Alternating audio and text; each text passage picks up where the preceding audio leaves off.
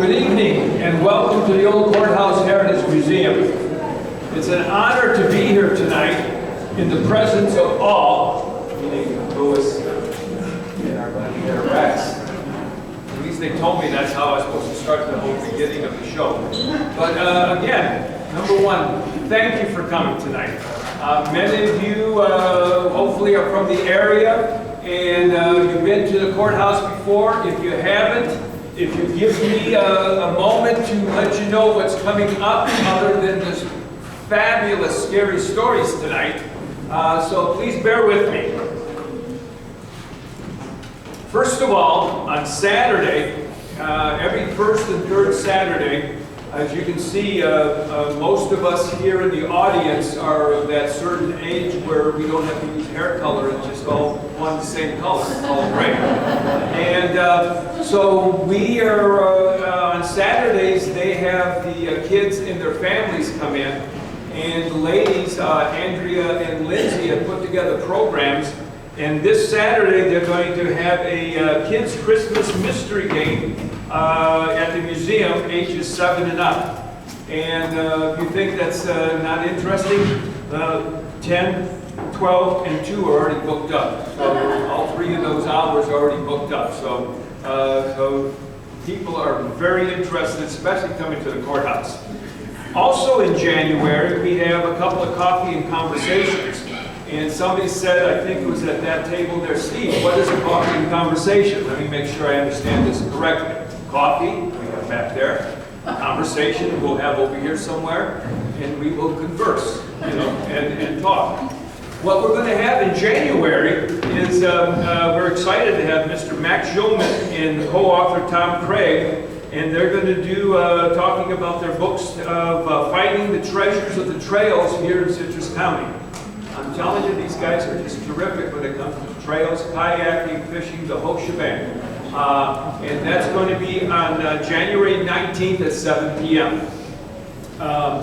In February, our second one is going to be the Florida Maroons and the Black Seminole Society. It's also going to be on a Thursday at 7 p.m. It's going to be with Dr. Anthony Dixon, and this is going to be part of the Florida Humanities program that we have.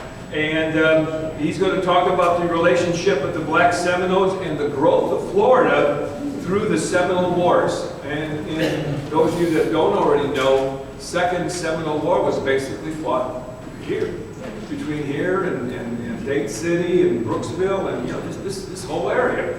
So we do have some history here. Also, in spring of 2023, that's coming around the corner, isn't it? We have 4 concerts coming up. January, February, Steve, what more? March and April. So there's 4 altogether. Now, they're $25 each, and you say, well, Steve, that's kind of a lot. No, it's not, but okay. They all pay for what we're doing tonight.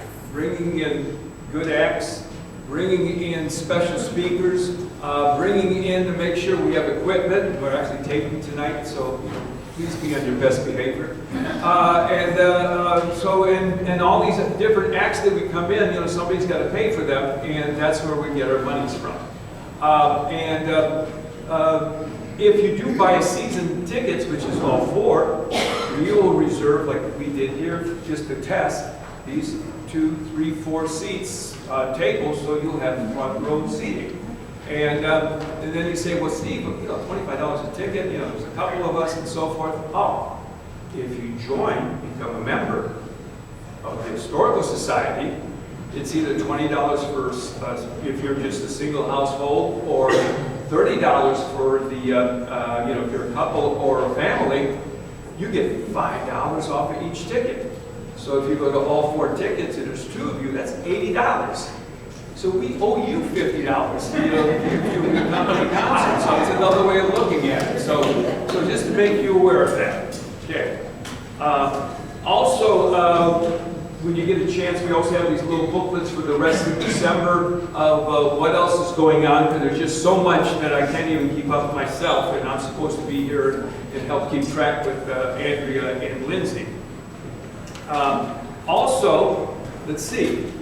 Tonight, you have Mr. Lewis, Mr. Young, and their group of entertainers, actors, and they're going to present scary ghost stories for Christmas.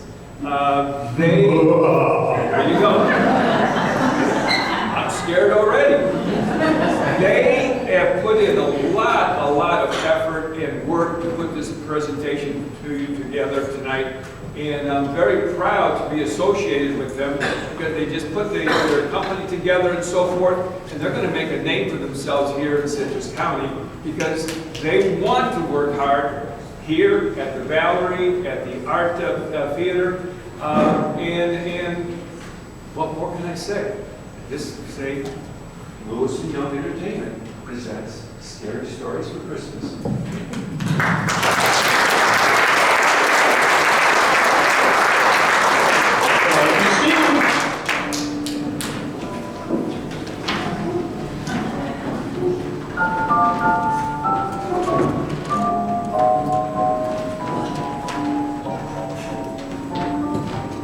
Good evening.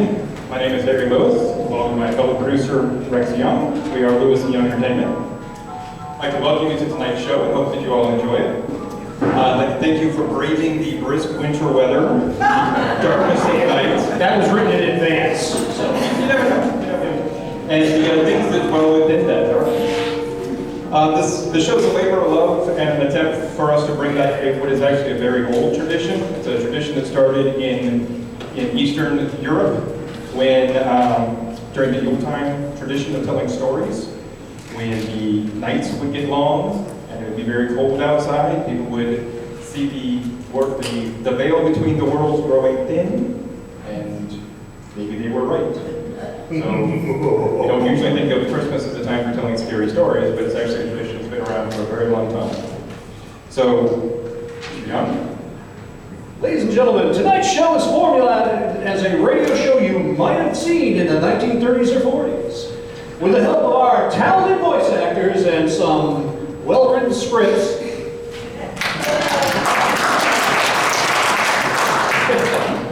our works tonight are both reformatted classics and brand new works, so you people will be the first ones ever hearing Sinister Snow, which I hope you like.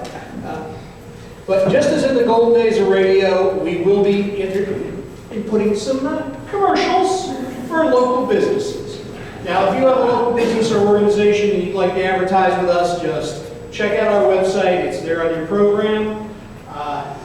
We were fortunate to get some pretty well-known businesses and some new ones. So please check out our website for any information like that. Now, we would very much like to thank the Old Courthouse Heritage Museum for this wonderful venue. I mean, yeah, give it up to them. And after we washed and waxed Steve's car, it was no problem.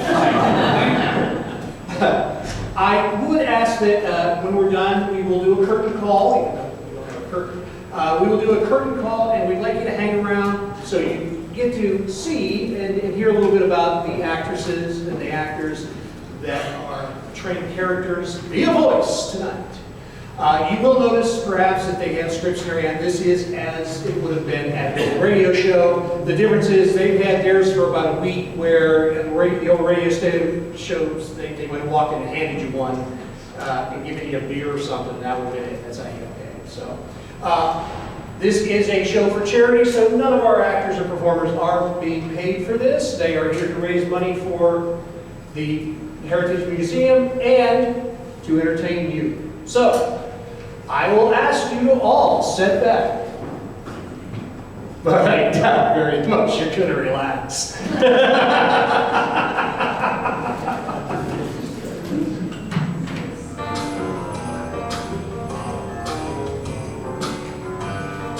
Listeners, do you ever feel like a Grinch more than one of Santa's elves when you're out completing your holiday preparations?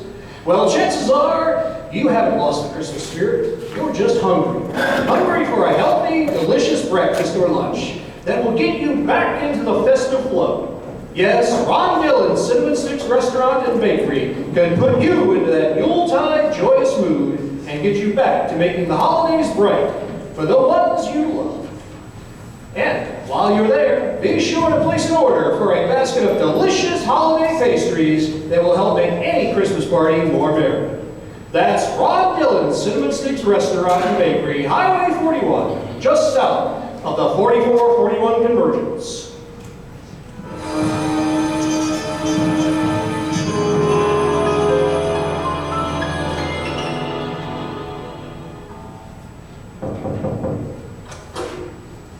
Wilma, I'm here to pick you up for our singles party, Christmas party at the lodge. I brought my spicy holiday meatballs from the buffet. Wilma, are you ready? Just a second, buddy. Oh, can you sit me up? Oh my goodness, Wilma, you look fantastic. Your hair is gorgeous. What did you do to it? Well, Betty, this year I gave myself a gift for Christmas. I went to Bouchardais in Floral City, the owner of Freedom. He gave me the best cut and color I've ever had. Why, I feel 10 years younger. Gosh, Wilma, you look amazing. You really do know how to decorate for the holidays. Do you think the folks at Bouchardais could work some Christmas magic on me? I know they could. So here's a Christmas gift a little early for you. Wilma, it's a gift certificate. What a fantastic present. Well, Betty, you can be tough to shop for, but when I saw what Freedom did for me, I knew that I was getting my best friend for Christmas. And they're so conveniently located at 8618 East Orange Avenue in Floral City. Okay, grab your spicy meatballs and let's head to the party. You know, with that new hairstyle, my meatballs won't be the only thing spicy at the party. Do you think Fred would notice?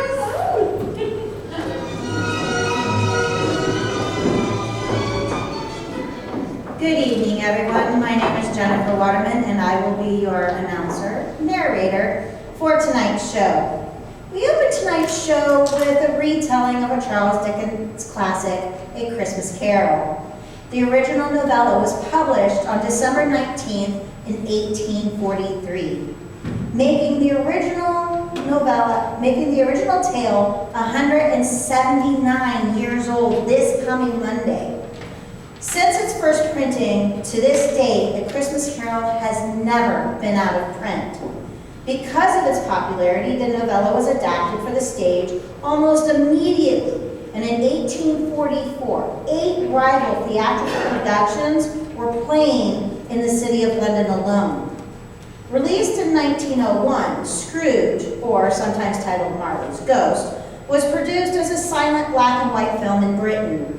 It was and is the first known adaptation of Dickens' work for film, but sadly it has been lost to time. At the dawning of the golden age of radio in 1923, the story was adapted for radio by the BBC. This telling of A Christmas Carol that we share with you tonight is dedicated to all of the Scrooges out there who haven't yet opened up their hearts to the spirit of Christmas, and to all the Marleys that never did.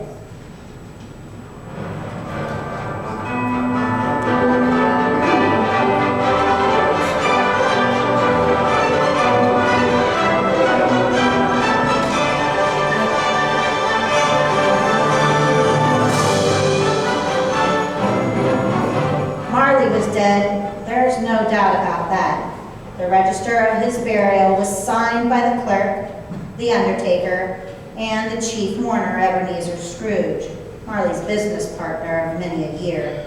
A tight-fisted sort was Mr. Scrooge, a squeezing, wrenching, clutching old sinner was he. And once upon a time, and of all the good days in the year, on Christmas Eve,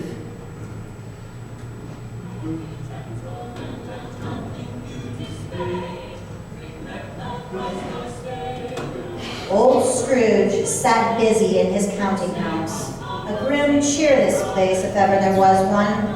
The door of Scrooge's counting office was open, that he might keep an eye on his clerk, Bob Cratchit, who, in a cold and dismal little cell beyond, worked at his ledgers.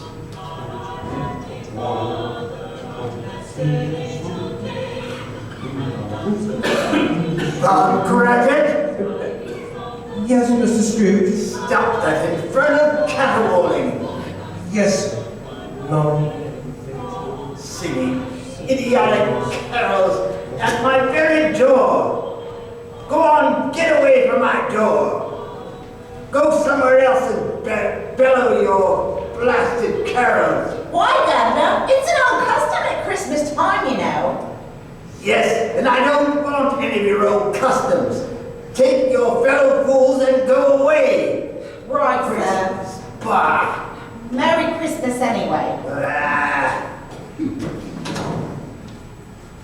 Now, get a letter out to Higgs and Blackthorn, Cratchit. And then I want you to finish posting the letter, and then after that, pop over to Pothead and tell Ephraim Pothead you've come to collect this 16 shillings and sixpence he's owed me since May. And tell him I'll have a constable over there if he doesn't pay me at once. Mr. Pothead's wife has been ill, sir. Oh, and what do I care about his wife? I want my 17 and 6. I just thought since it being Christmas and all, sir. Christmas? Christmas? You mentioned that word to me once more, Mr. Cratchit, and I'll... What are you doing? I'm only putting a little more coal in the fire, Mr. Scrooge, seeing it's so cold in here. You put that coal back in the scuttle. Coal, indeed. I can tell you this, if you use coal at that rate, you will soon be parting company, Mr. Cratchit. You understand that? There is many a young fellow that would like your situation, sir. Apologies, Mr. Scrooge. It's just that my fingers were getting so stiff with the cold. Then put on your mittens, you fool. There's someone at the door. Go see who it is. Yes, sir.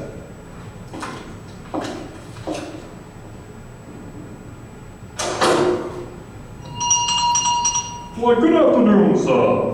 Is this the firm of Scrooge and Marley? Why, yes, it is. Oh, excellent. I shall like to see the head of the firm, if I may. Very good, sir. One moment, please. Mr. Scrooge, a gentleman's here to see you. What? Show him in. Oh, greetings, good sir. Have I the pleasure of addressing Mr. Scrooge or Mr. Marley? Mr. Marley has been dead these 7 years tonight. I'm Ebenezer Scrooge, sole proprietor. Oh, well now, Mr. Scrooge, at this season of the year, it's only fitting that we who are more fortunate should raise a fund to buy the poor some meat and drink and means of warmth. You may not believe it, sir, but there are many thousands that are in want of common necessities. And hundreds of thousands that are in want of the simplest comforts. Are there no prisons? Well, there are plenty of prisons, sir. And the workhouses? Are they still in operation, I trust? I wish I could say they are not, but they are, sir. I'm glad to hear that. I was afraid from what you had said, at first, something had occurred to stop them in their useful cause. But no, sir, these institutions that you mention are flourishing. Nevertheless, true that some additional provisions for the poor and destitute must be made. A few of us are endeavoring to raise such a fund. What shall I put you down for?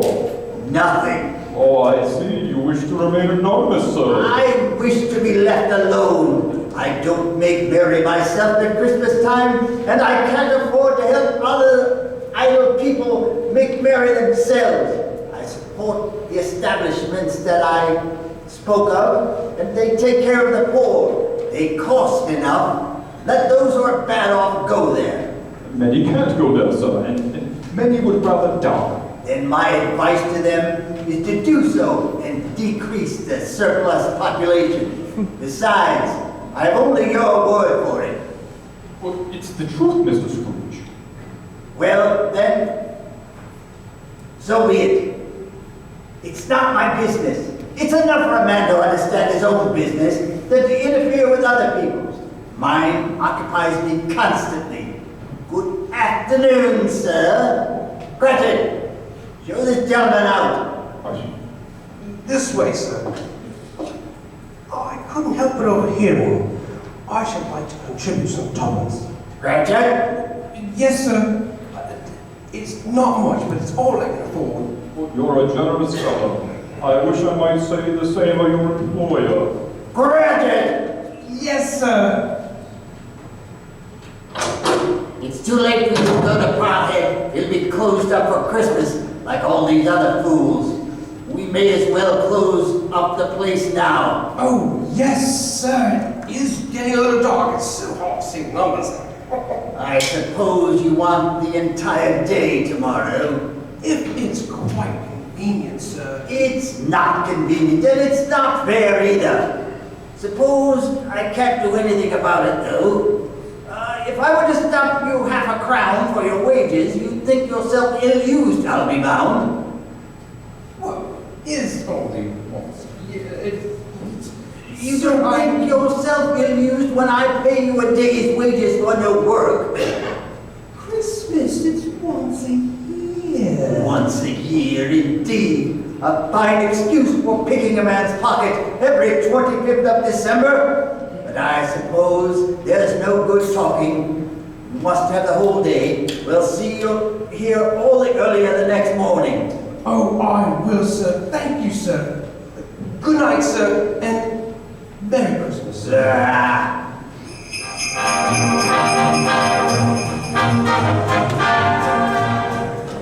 The office was closed in a twinkling, and Bob Cratchit hurried home to Camden Town.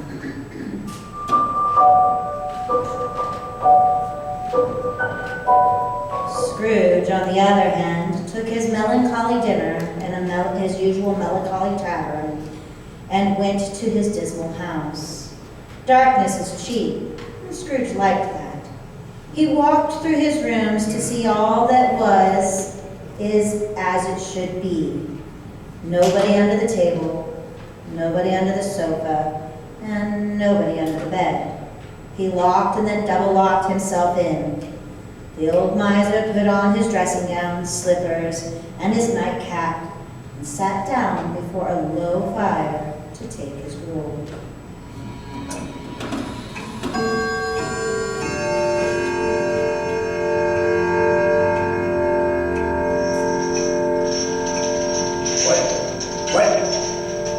What's that? Who's there? Something in the wine cellar. The door's locked and double locked. Something's coming.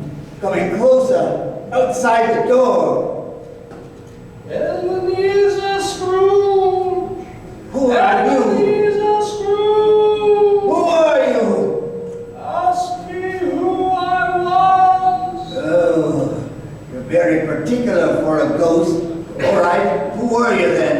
In life, I was your partner, Jacob Marley. Jacob Marley? But you're dead. You died 7 years ago. 7 years ago this very night. You're a ghost then? What's wrong, Ebenezer? Don't you believe in me? I do not. You doubt your senses, Ebenezer. Yes. I do because small things affect them. A slight disorder of the stomach makes them cheat. You may be an undigested bit of beef, a block of mustard, a crumb of cheese. There's more of gravy than a grave in you, whatever you are. Bah! Humbug, I say. I do believe in you. You are a ghost, Jacob. But why? Why do you walk the earth, Jacob? Why do you come to me? It is required of every man that the spirit within him should walk abroad among his fellows and travel far and wide to witness what he cannot share, but might have shared and turn to happiness. But tell me, Jacob, what is that chain you wear around you?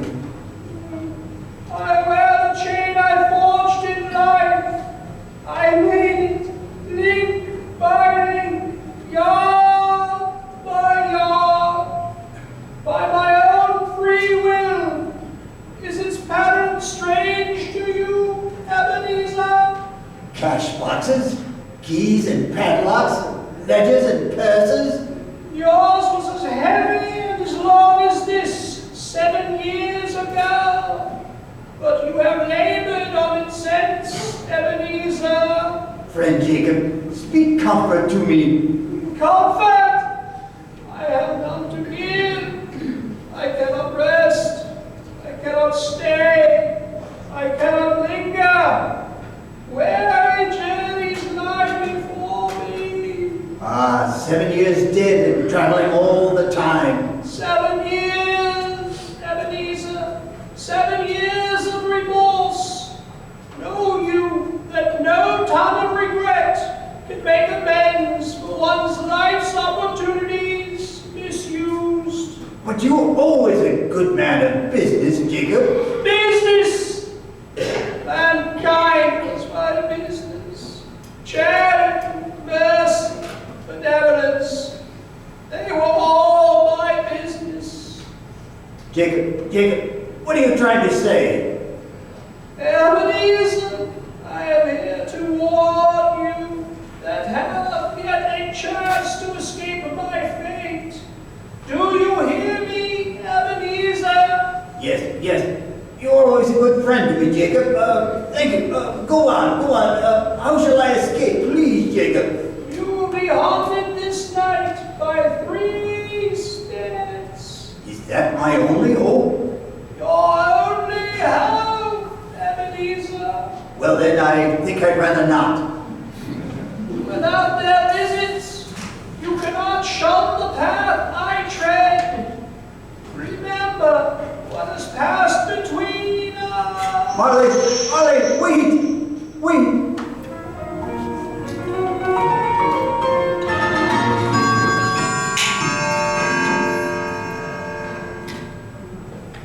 Scrooge was lying on his bed, waiting. Suddenly, the curtains of his bed were drawn aside, and Scrooge found himself face to face with an unearthly visitor who drew them. It was a strange figure, like a child, yet not so like a child as like an old man. Its hair, which hung about its neck and down its back, was white as if with age, and yet the face had not a wrinkle on it. Ebenezer Scrooge, I have come for you. Are you the spirit whose coming was foretold to me? I am that spirit. I am the ghost of Christmases past. Long past? No, your past. What do you want with me? Why do you haunt me? For your good welfare, Ebenezer Scrooge. Come, fly with me.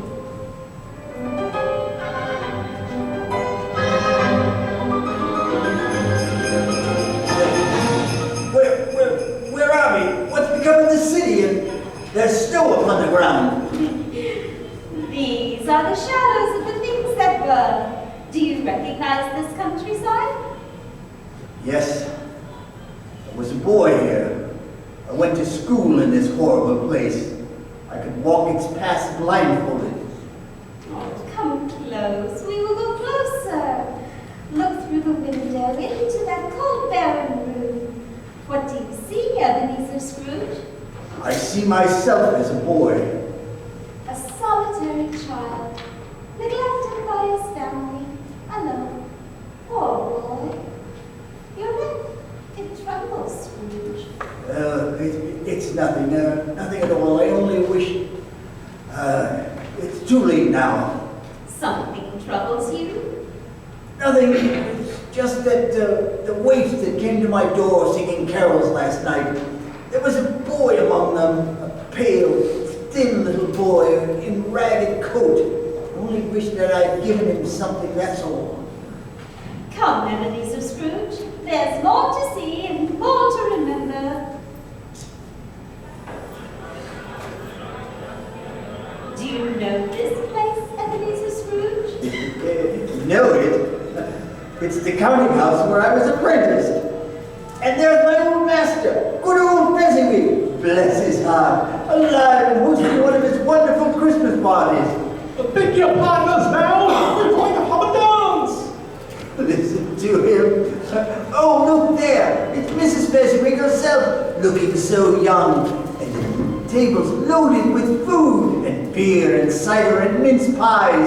What a wonderful folk, what a jolly time we had. A young and carefree Ebenezer Scrooge with a light heart and a gay smile. Do you even recognize him? Yes, merciful heavens. Yes. How happy I was then. A small matter, I suppose. Foolish pheasantry striving to make those silly people happy, A small matter indeed. isn't it? He has spent only a few pounds of your mortal money. Is that so much that he deserves such praise? That's not the point. It's the spirit. Old Fezziwig had the power to make us happy or unhappy. He could make our work light or heavy with his words and his ways. Why, Is something the matter? Oh, nothing. Nothing at all, spirit. There is something, I think. Only that I wished I could have said a word to my clerk, Bob Cratchit.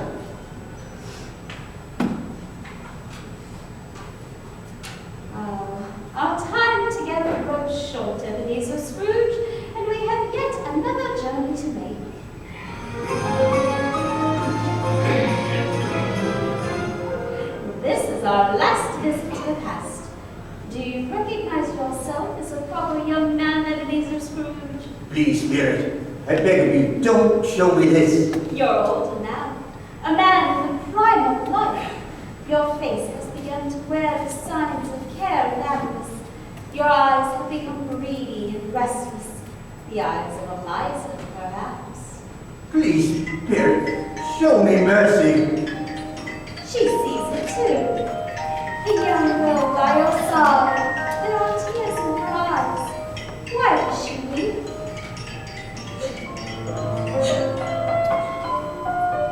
It matters little to you. Very little, I know that. Bill, I haven't changed my feelings toward you. You have changed. When we were engaged, we were both poor. And it was better to be It poor. was better to be happy. You were another man then. I was young, a fool. Do you blame me because I've grown in wisdom? Answer me this. Have I ever tried to break our engagement? In words, no. In what then? And it changed nature. In an altered spirit, in everything that made my love any value in your sight. So I release you from your promise. Belle, please. It may at first cause you pain to lose me, a brief pain, but soon it will fade like a half-remembered dream, an unprofitable dream. May you be happy in the life you have chosen, Ebenezer. That's enough. Show me no more. Take me away from here, I beg of you.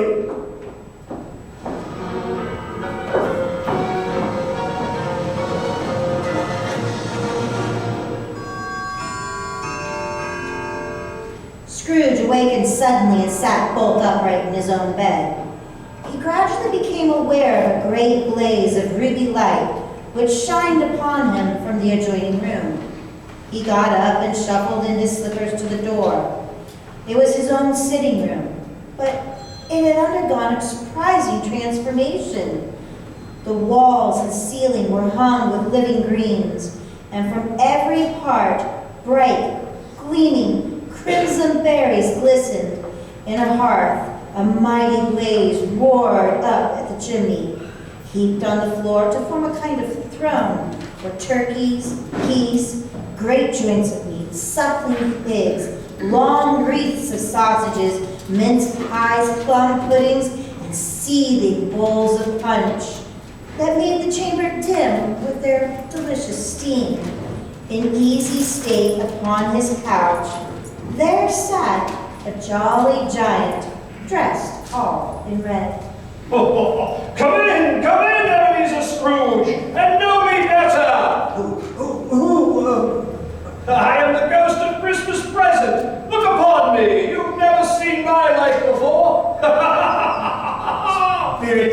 take me where you will. Last time I went against my will and learned a lesson that is still working even now. Pray, if you have anything to teach me, let me profit by it. Oh, well, touch my robe, Ebenezer Scrooge, touch my robe!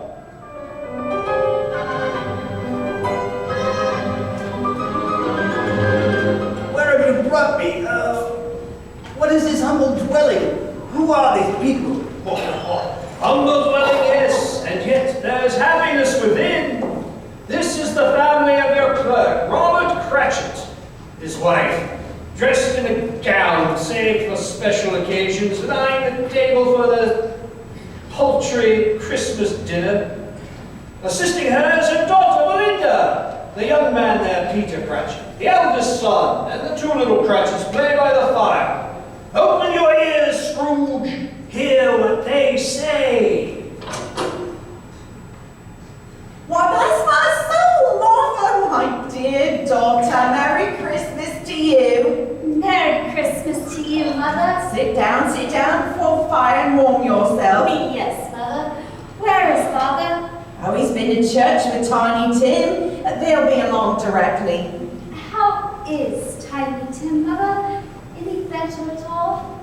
Sometimes I think he is, and sometimes, oh, dear God, if anything should happen to Tiny Tim. Mother, I mustn't even think of such a thing. Oh, there's our Tiny Tim. Merry Christmas, everybody! Martha! Merry Christmas, Father. And Tim. Merry Christmas, Martha. Oh, Father, I'm so glad to be here with you and I'll be with you all for Christmas. And we're so glad to have you, Martha. And how little Tiny Tim do in the church, Bob? Oh, as good as gold and better. I like church, Mother. They sang the nicest songs. I hope people saw me there. Saw you there. And why's that, Tim? Well, because I'm lame. And if they saw my crutch, it might be pleasant for them to remember on Christmas who it was made lame beggars walk and blind men see. Oh, bless you, my son. Are we ready to eat, Mother? Come on, all. Let's eat. Come on. All right. Yes, we're all ready. Come on, take your places. And Bob, wait your turn. There's It's so plenty. We're stuffing and dressing and plum pudding for all of you. But Martha, you take care of Tiny Tim. Yes, Mother. You see that he eats plenty and must get tall and well. Now sit down, everyone. And now, everyone, my dears, with such a dinner, a toast, a Merry Christmas to all, and God bless us. Amen. God bless us, everyone. And now I'll give you a toast to Mr. Scrooge, the founder of the feast. Founder of the feast, indeed. Who pays you all 15 shillings a week? I wish I had him here. I'd give him a piece of my mind to feast on and hope he'd have a good appetite for it. My dear, He's such an odious, stingy, unfeeling man, is our Mr. Scrooge. You know he is, Bob. Nobody knows it better than you, but I'll drink this ale for your sake and the days, but not for his. Long life to him, a Merry Christmas and a Happy New Year. May be very merry and very happy, I have no doubt. And I say God bless him too, Mother, and everyone.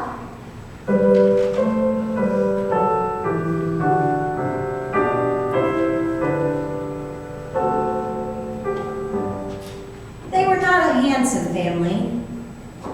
These Cratchits. Their shoes were stuffed, and their clothes were scanty, but they were happy, grateful, pleased with one another, and contented with the time. At last they faded, all while Scrooge had his eye upon them, especially on Tiny Tim, until the last shadow dissolved.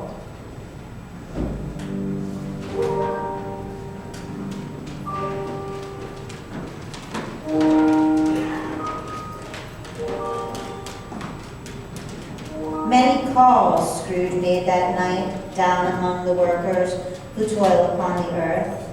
out among the soldiers and sailors at their watch, among the rich and the poor, the strong and the feeble. Much he saw and far he went, and everywhere the Spirit left his blessing. It was a long night, and strange too, for while Scrooge remained unaltered, the ghost grew older and thinner, and his inner light grew dim. But if Father's vote is brief, Ebenezer, it ends soon. No, please not yet. There are still more things I wish to learn. And these things you must learn from another spirit. Heed him well, Ebenezer. Heed him well.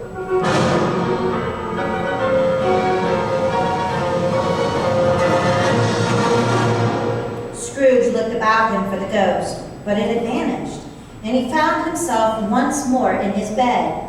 Turning his eyes to the darkest corner of the room, he beheld the third spirit.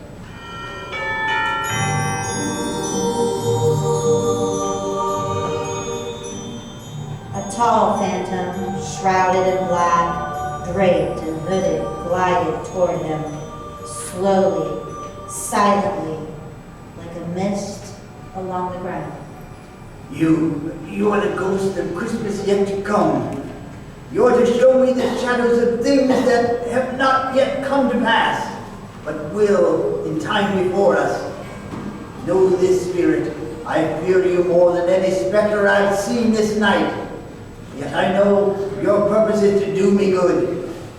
And tell you plainly, I wish to live and be a better man. So lead on. The night is waning, and time is precious. Why have you brought me here again? Here to the Cratchit home. But wait, it's not the same. Why is it so quiet? So very quiet here. Oh my God, my son! My little son, Tiny Tim! I love him so. Mother, Mother, please, you mustn't. It's almost time for Father to be home. Don't let him see you crying. He is very late tonight. He walks slower than he used to, and I've known him to walk very fast indeed with Tiny Tim on his shoulder, but he was so light to carry and his father loved him so it was no trouble. Oh, Bob, welcome home.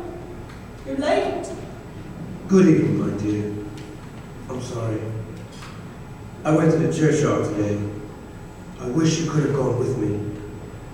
It would have done your heart good to see how sweet and green a place it was. But you'll see it often, I promised him.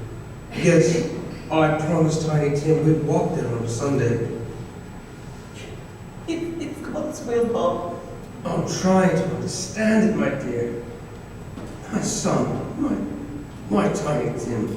We loved him so much. We all did.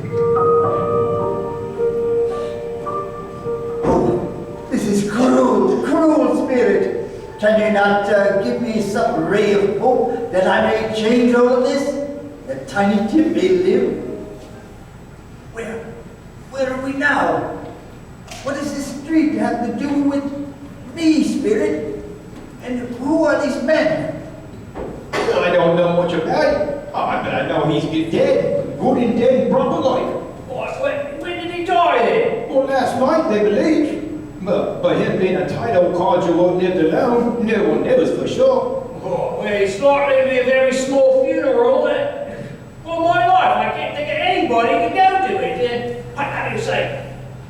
Now, how about suppose you and I make up a party and volunteer, eh? Oh, I don't mind going. If not, she's provided. Come to think of it, I bet I was his best friend in the whole blooming world. Oh, what nonsense is this now? No, too true it is. We used to nod at each other when we passed in the street. Well, then I suppose you'll be getting his old fortune. What, hello, miser? He probably took it all with him so he could lend it to old Scratch. At substantial interest, of course. Spirit, who is this man that died? Is there no one to mourn him? No one to stand in his grave? No one to miss him? Spirit, where are we now?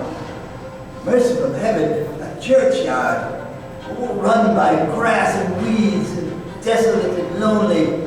Spirit, please, answer me one question. Are these the shadows of things that will be, or are they shadows of things that may be only? Oh, please, Spirit, will you not speak to me? What is this grave to which you point? There's writing on the stone, the name there. Ebenezer Scrooge, no! Spirit, is there no hope of redemption? I beg you, Spirit, tell me that I can change these dreadful shadows that you have shown me by an altered life. I'll honor Christmas in my heart all the year. Please, Spirit, tell me I can smudge away the writing that's on the stone. Please, I beg of you.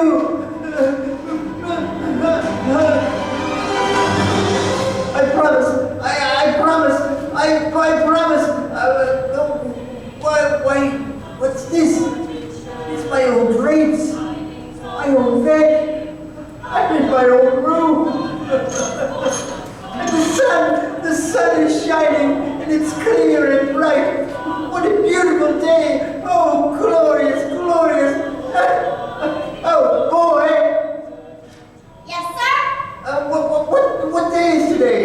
Today, sir, why, it's Christmas Day. Then I haven't missed it. The Spirit has done it all in one night. All in one night. Heaven be praised. How's that, sir? Never mind. This is my good lad. You know where the poultry is on the next street? Well, I should say I do, sir. An intelligent boy, a remarkable boy. Please, tell me, do you know if they sold the prize turkey that is hanging in the window? The one as big as me? A delightful boy. It's a pleasure to talk to you. Yes, my lad, that's the one. It's hanging there now, sir. Oh, wonderful, wonderful. Go down, will ya, and tell them to send it to Bob Cratchit on Broad Street. And mind you, they're not to let him know who paid for it. Go along, hurry, hurry, my lad. And here, oh, wait a minute. Here's half a crown for your trouble. Yes, sir. And a Merry Christmas, sir. And a Merry Christmas to you, my boy. I don't know what to do. I'm as light as a feather. I'm as happy as an angel. I'm as merry as a schoolboy. I'm as giddy as a drunken man. Merry Christmas to everybody. And a Happy New Year to all.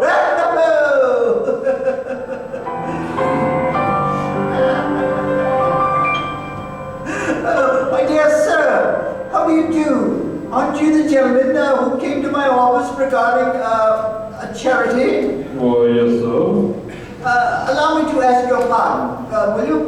Will you have the goodness to accept? I prefer to whisper it, and not a farthing less. What, Lord bless me. My dear Mr. Scrooge, are you serious? I don't even know what to say. That's such a generous gift. Please, don't say anything. Just come and see me later. I will indeed, sir. Wonderful, wonderful. I'm much obliged. And a Merry Christmas to you.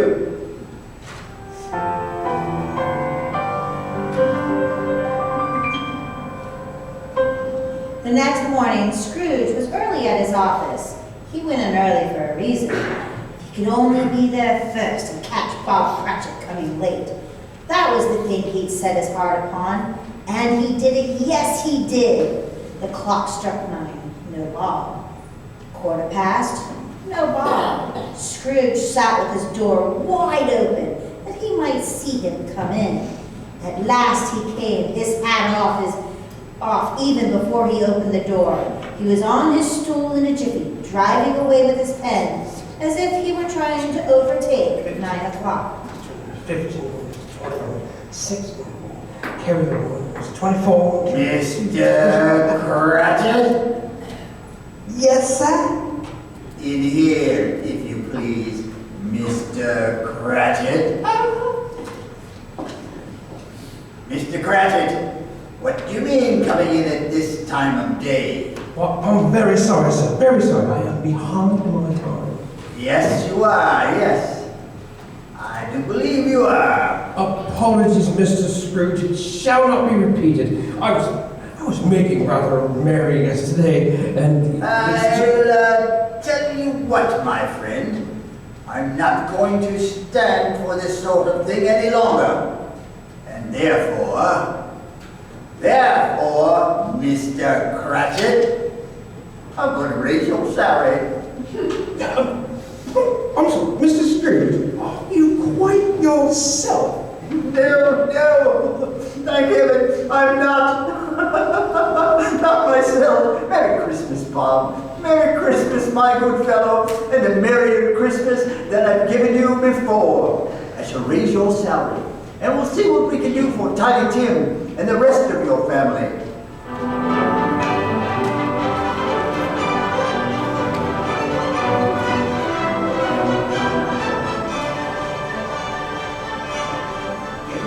Time passed, and Scrooge was better than his word. He did it all and infinitely more to Tiny Tim, who did not die.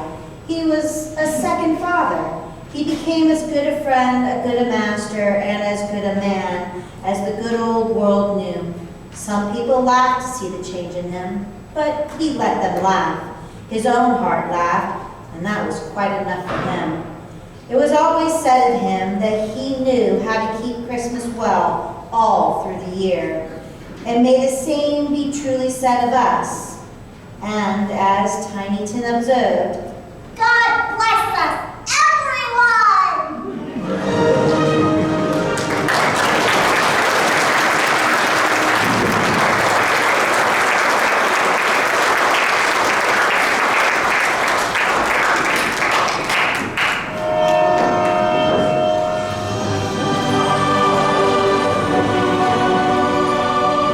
Not everyone can have the adventure of riding the Polar Express to the North Pole to meet Santa, but everyone can enjoy the food and fun at the train station in downtown Inverness. Located behind the depot, right next to Liberty Park, the train station offers food and drink specials and games that would make St. Nick himself ho ho ho with the lights.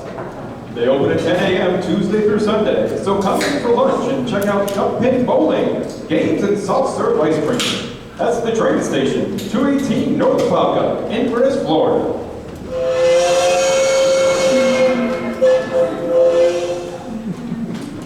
Good people, do you want to have some fun and celebrate the end of 2022?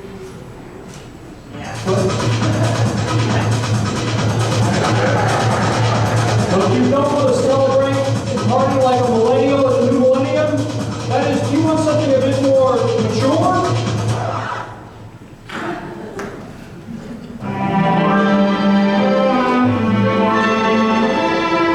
Not that mature.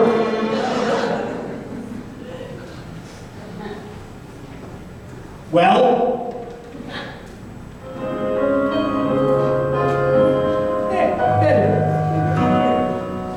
so ladies and gentlemen, if you're looking for some quality entertainment while avoiding loud music, possible alcohol poisoning, and an overwhelming smell of lavender perfume, please join the talented performers of Lewis and Young Entertainment at the Valerie Theater on December 30th at 7 p.m.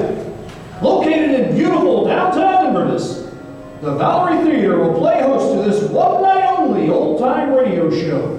Become a member of our studio audience and hear 4 vintage radio comedies performed live on stage by gifted actors.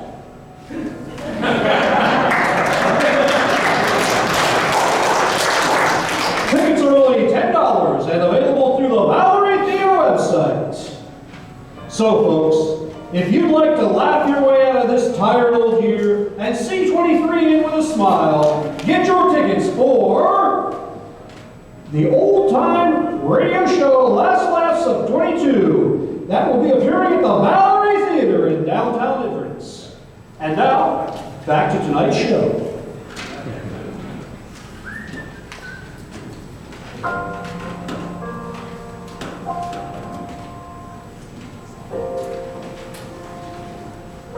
Stopping by the Woods on a Snowy Evening by Robert Frost.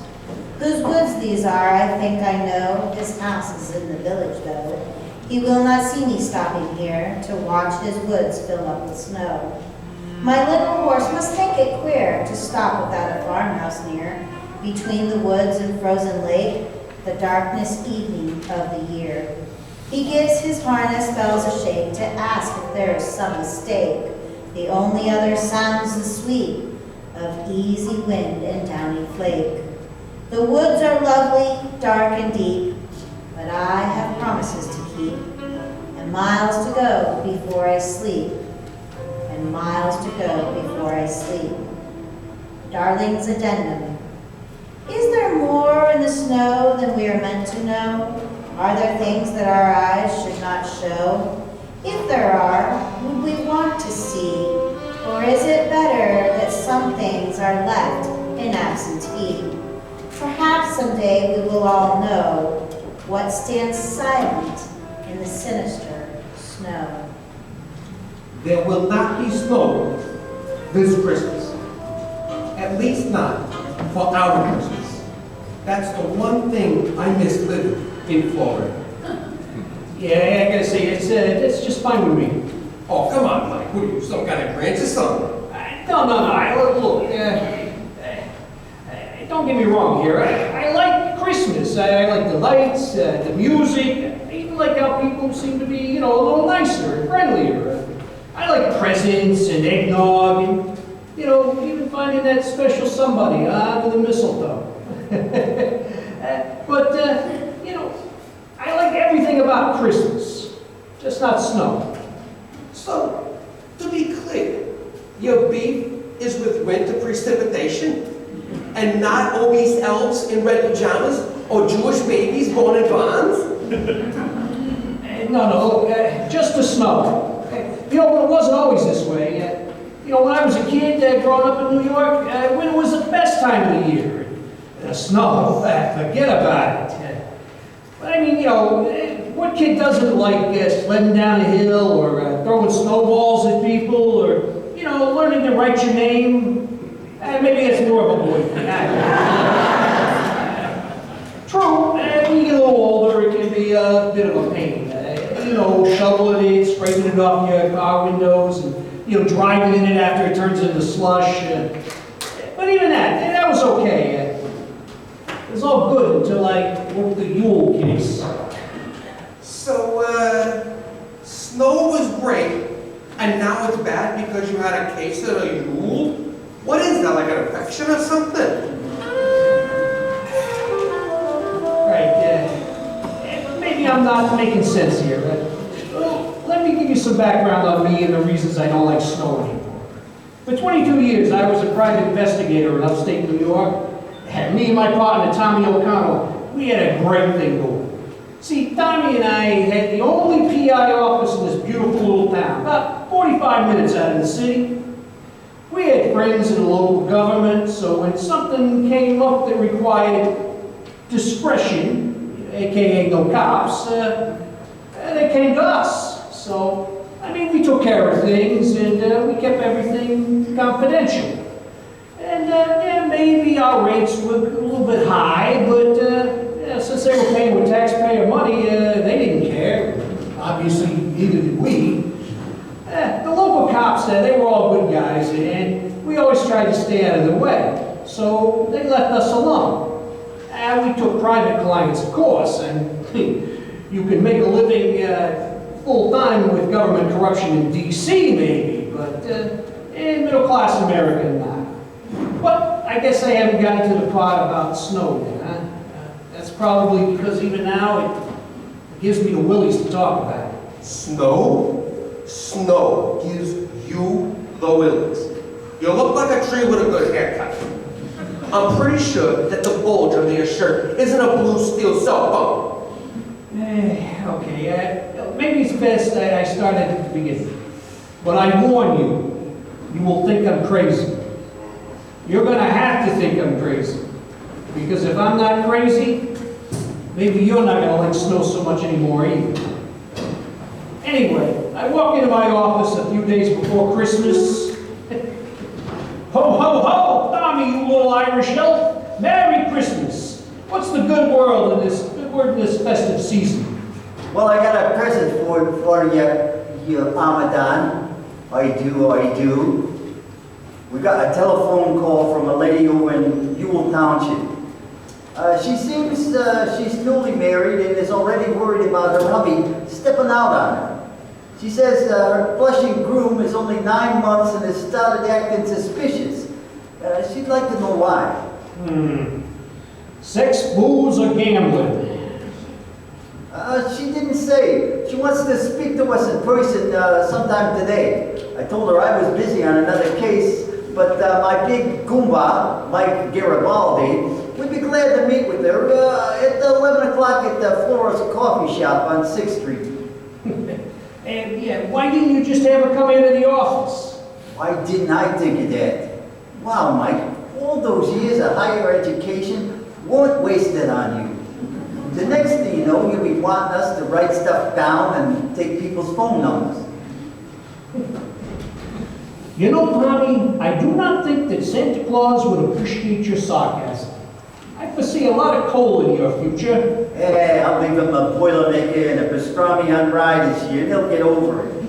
Meanwhile, back in the real world, she didn't want to come into the office. She says she's been noticing some really weird stuff and thinks she's being followed. So, you wait outside Flora's place until she enters and watch for a tail. You go in, sit at the table next to her, and if anybody looks interested, you make like you're trying to pick her up. What? Is that how that works? Gosh, Professor, what would I do without you? Look, I know you're good. Okay, better than good. That's why I work for you. But something about this job has got me feeling a little on edge. Remember, before I moved to the big city? Where you went on to become the Irish Batman? I grew up around here. When I was a kid, people didn't talk about Ewell Township unless it was in whispers and in daylight. You never met anybody from there, and it seems that no one ever visits, no one more than one time. I've never seen a newspaper from there or heard of a crime being committed there. I looked up online this morning and I got a phone number with hopefully a new client. There's no community business website or chat boards. The most you get is a dot on the map. One thing I did find out about it, historically based, said that the whole place is run by one family named Kirkland. Apparently, it's been there since the 1600s. Don't underestimate this one. Keep your eyes open, your gun loaded, and your phone charged. Man, Tommy, you seem really concerned about this. Yeah, I've known you for a long time, Goomba. You're strong as a gorilla, brave as a lion, and slippery as an eel. I'm not looking to break in a new partner. Geez, Tommy, that's the nicest thing you've said to me since ever. Well, enjoy it. It's your Christmas present. Yeah, there's the McPrick sandwich I'm used to. All right, I'm off to meet our mysterious lady client and solve a Christmas mystery. I bet in the end it has to do with infidelity. I'm sure there's a dancer or a vixen involved somehow. Of course, it could be a Donner. Times have changed. Hey, see what I did there? This is the season for reindeer humor, right? So, what's the client's name, anyway? Janet Kirkland.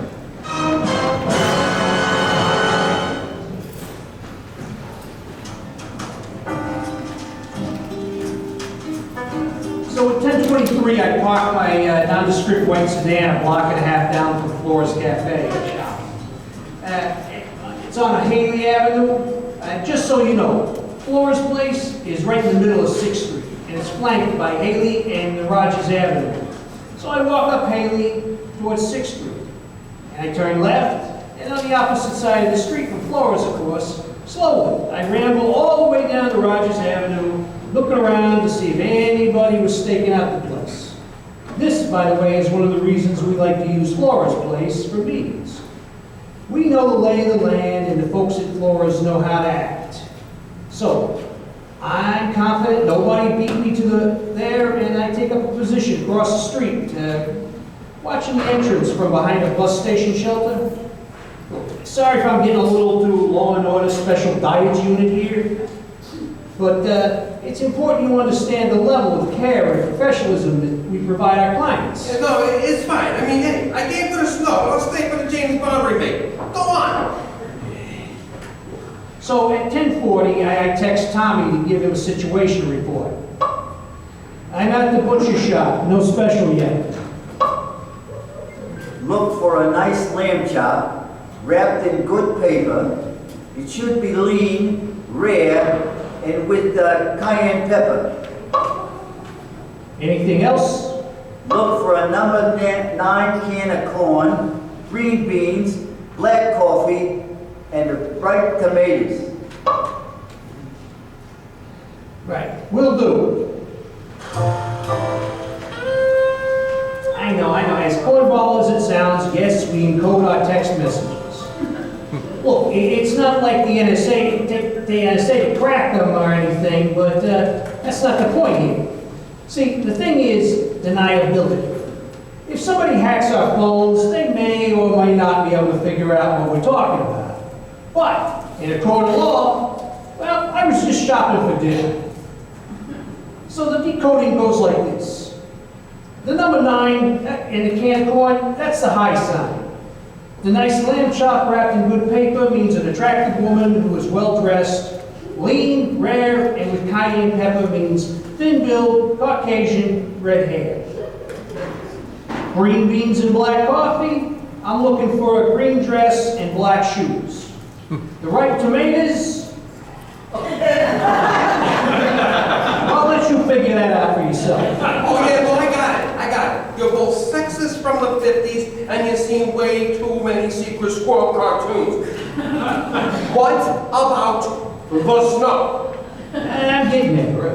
Look, at 10:55, the whole smorgasbord opened the door to Flora's festively decorated front door and stepped in.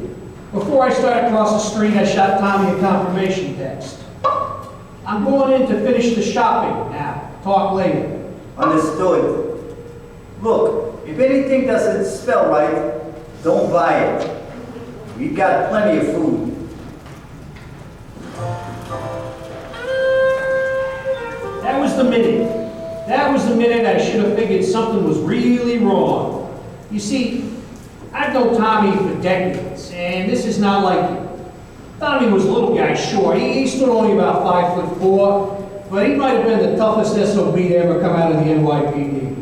In his 10 years on the force, he had been stabbed 3 times, run over by a crackhead in a 4x4, and even shot in the ass once. Don't get me wrong here. Tommy was a good guy. You know, he took care of his mother up until the day she died. He rescued a couple of dogs from the pound, and he even went to church when he could make it. For 20 plus years, we had worked together, partied together, and been in too many tough scrapes to count. He was a friend and a brother, and I thought I knew what made him tick. But this weird paranoia, this was definitely something new. Anyway, back to the tomato. You know, between the tomato and you being a pig, all I need is lettuce and I'd have a sandwich. Get to the stove! I'm getting there, I hold my position for the next 3 minutes looking for a footpath or to see if any cars drive by more than once. Nothing. I look both ways, I cross the street, and as I do, light snow starts to fall. The coffee shop isn't crowded, and I spot my soon-to-be client sitting in the corner table looking out the window. She's not enjoying the city's Christmas decorations, though. She's looking for something. As I approach the counter, Vicky, the owner, looks at me and doesn't say anything. Coffee black, I say, and that way she knows I'm working and what the deal is. Vicky smiles back at me and says, Yes, sir. Have a seat and I'll bring it right out. Sugar? on the side, please. No problem, sir. Yeah. So now you're probably asking, what the hell does ordering coffee have to do with PI work? Hey, man, I'm riding this train till it hits snow. So please, continue. You see, Tommy and I invested in the coffee shop and it started.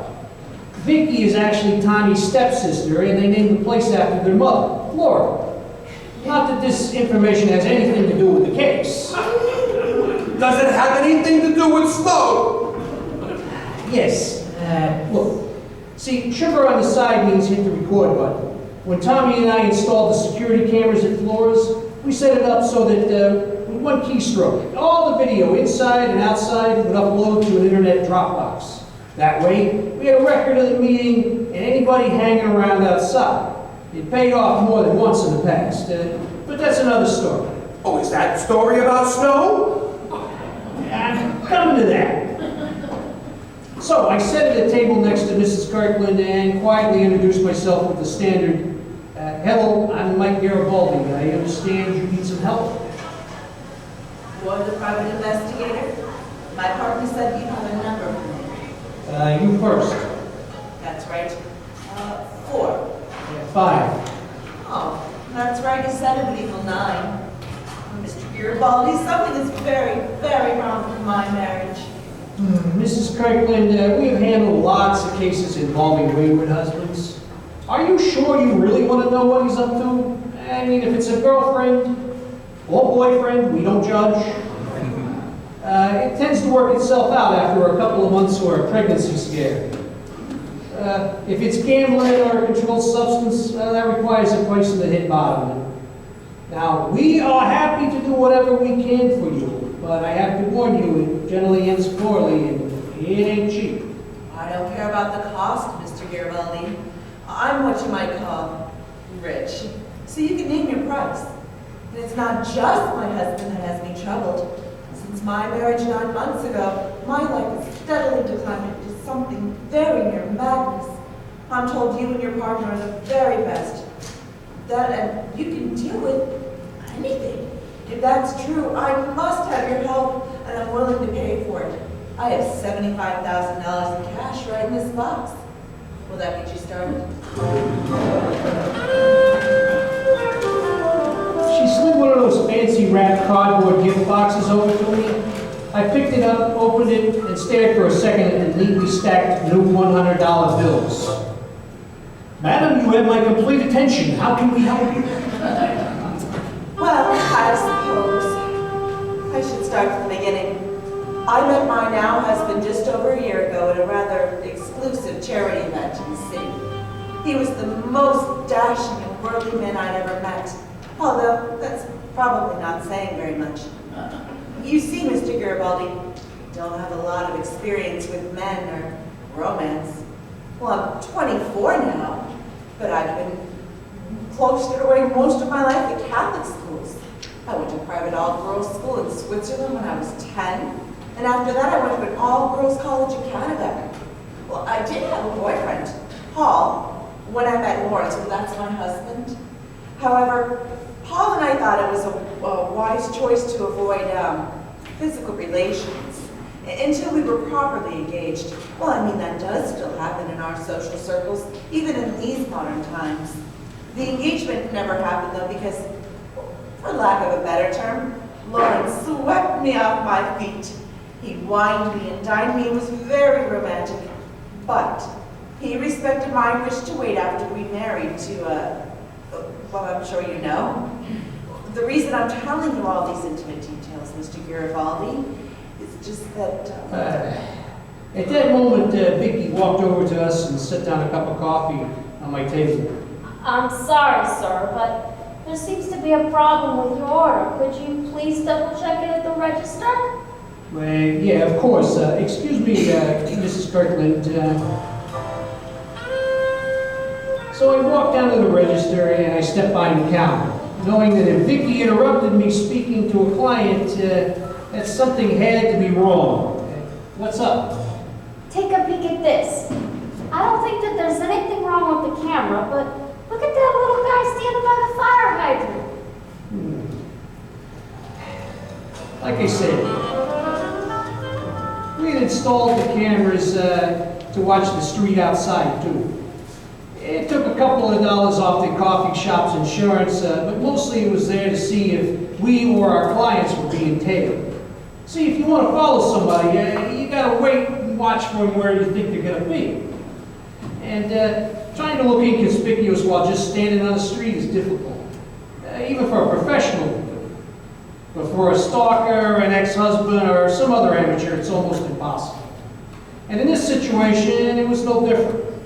A funny-looking little guy stood out like a sore thumb. He was across the street about 50 yards from the coffee shop, staring right at the front door. So, my lovely new client has an admirer, Vicky. Thanks for the heads up. You have been a good and helpful little elf. I will mention you to Santa.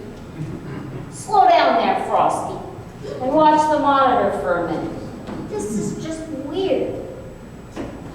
So I touched the screen and the camera zoomed in on the little man. At first I didn't notice anything, but then I did. He was a strange looking guy, about 4.5 feet tall, very sharp features. He looked to be Caucasian, but not exactly. He was bundled up in winter clothing with a scarf hiding his chin and a knit cap pulled down over his ears. Strange-looking brown-toed boots that were like 3 sizes too big for his large feet. All I could think of while staring at him was evil clown. But his appearance wasn't the thing freaking Vicky out. As I watched him on the screen, he would, at times, sort of fade out. It was like 1 second he was just standing there, and in the next, something translucent moved in front of him and obscured his vision. A light snow was falling, and that made things even more strange. See, because when a little man would phase out of focus, the snow around him would become even more sharply defined. It was weird enough, but then I realized the scariest part. None of the people walking by on the street seemed to notice him. The guy would have stood out anywhere, in any situation, but no one paid any attention to him. No heads turned, no fingers pointed, no one averted their gaze so as not to see the little troll. It was like they just couldn't see him. Vicky and I looked at each other. You're seeing this, right, Mike? I mean, I'm not having some kind of holiday hallucination, right? Hideous little creature dressed like a wino staring at the front door. Yeah, I'm seeing it. I don't know what it is, but I'm seeing it. At that moment, I noticed Mrs. Kirkland staring out the window as she stood up. Right at the spot where the little man was standing. She stood there and stared out the window, and it took a few seconds surveying the street. But no reaction, and she sat back down. So confused by her lack of reaction, I looked down at the screen again, and the freakish little man was gone. I walked around the counter quickly and looked out the window to the spot where he'd been standing, but nothing. Looking back over to Vicky. Finish up your coffee, Mike. We're closing early. I nodded to Vicky and walked back to Mrs. Kirkland. Is everything all right, I asked?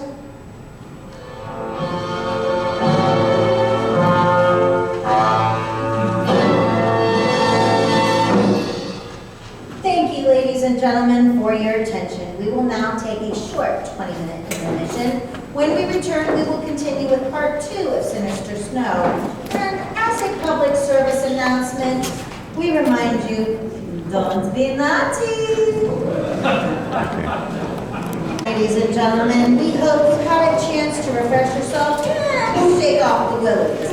We will resume with the second half of Sinister Snow in just a few moments. But first, Santa has some bills to pay, so please pay careful attention to these wonderful commercials.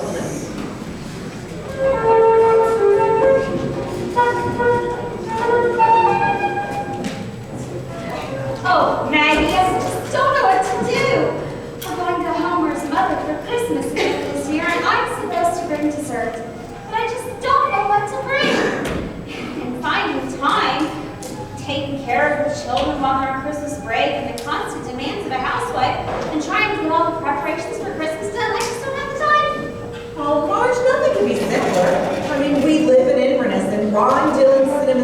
Restaurant and Bakery is just down on South Highway 41. Cinnamon Sticks has a wonderful assortment of pastries, more than enough selection for your holiday needs. Well, I place my order every year for Nettie and I's Christmas party. People just rave about my desserts. Little do they know.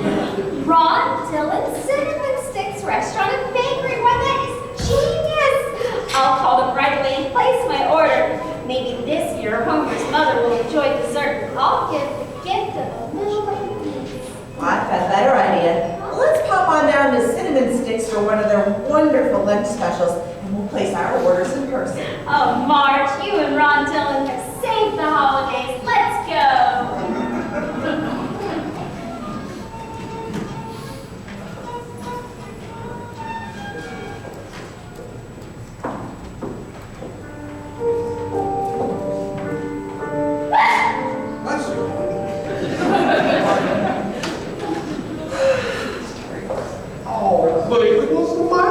Oh, Peter, it's my parents. I've got a wonderful Christmas plan for them, but what about the New Year? I mean, they're not really the type to go to a New Year's Eve party, but, well, they should do something to celebrate. And with the economy the way it is, I just don't know what to do. Well, that's easy, baby. How about we take them down that old-time radio program they're putting down there on the Valerie Theater on December 30th, huh? Radio show? Peter, you know my parents ain't into any freaky nouveau artsy stuff, and frankly, neither am I. Yeah, nothing like that at all. They take 4 old radio show comedies and polish them up a bit. They do the show on stage, and you're part of the studio audience. I think your parents would love it, and I could certainly use a laugh at the end of this year, and the tickets are like $10 a piece. You know, that does sound good.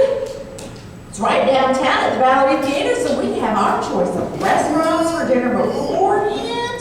Hey, wait a minute. I just thought of something. If that price, tickets would make great stocking stuffers. Well, the Browns are always doing nice things for us. We should get them a couple tickets to say thank you for being such great friends. And that there's a great idea, baby. I'm gonna go online to the Valerie website right now and book them tickets.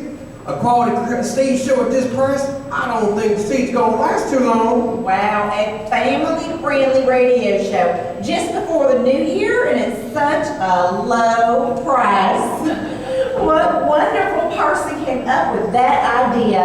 Always ideas from young entertainment. You know the guys that wear the hats all the time, put on quality shows with all the best local talent. Oh, sure, them guys do the Citrus Theater Beat. Read all those great stories on YouTube. I love those guys. Me too. We should check out their website to see what else they're doing. The address is lyeusa.com. They printed on all their programs, flyers, and business cards. Oh, Peter, this is wonderful. But I wonder, are they doing anything for Valentine's Day? We'll see. We'll see.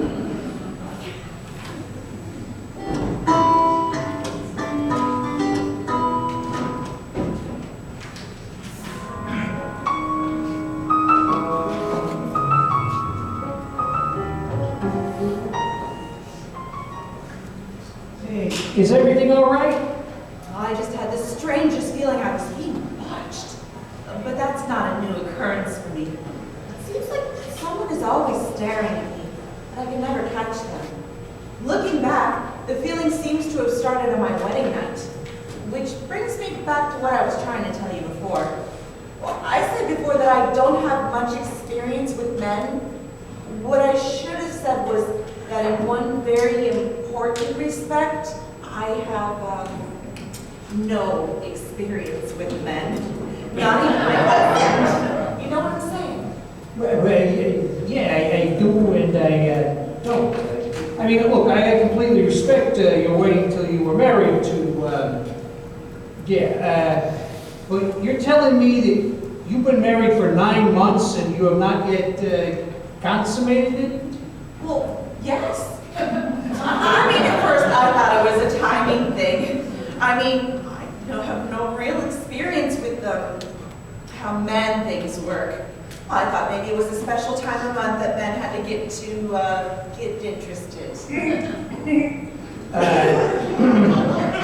Mrs. Kirkland, there's not even a special time of day for men.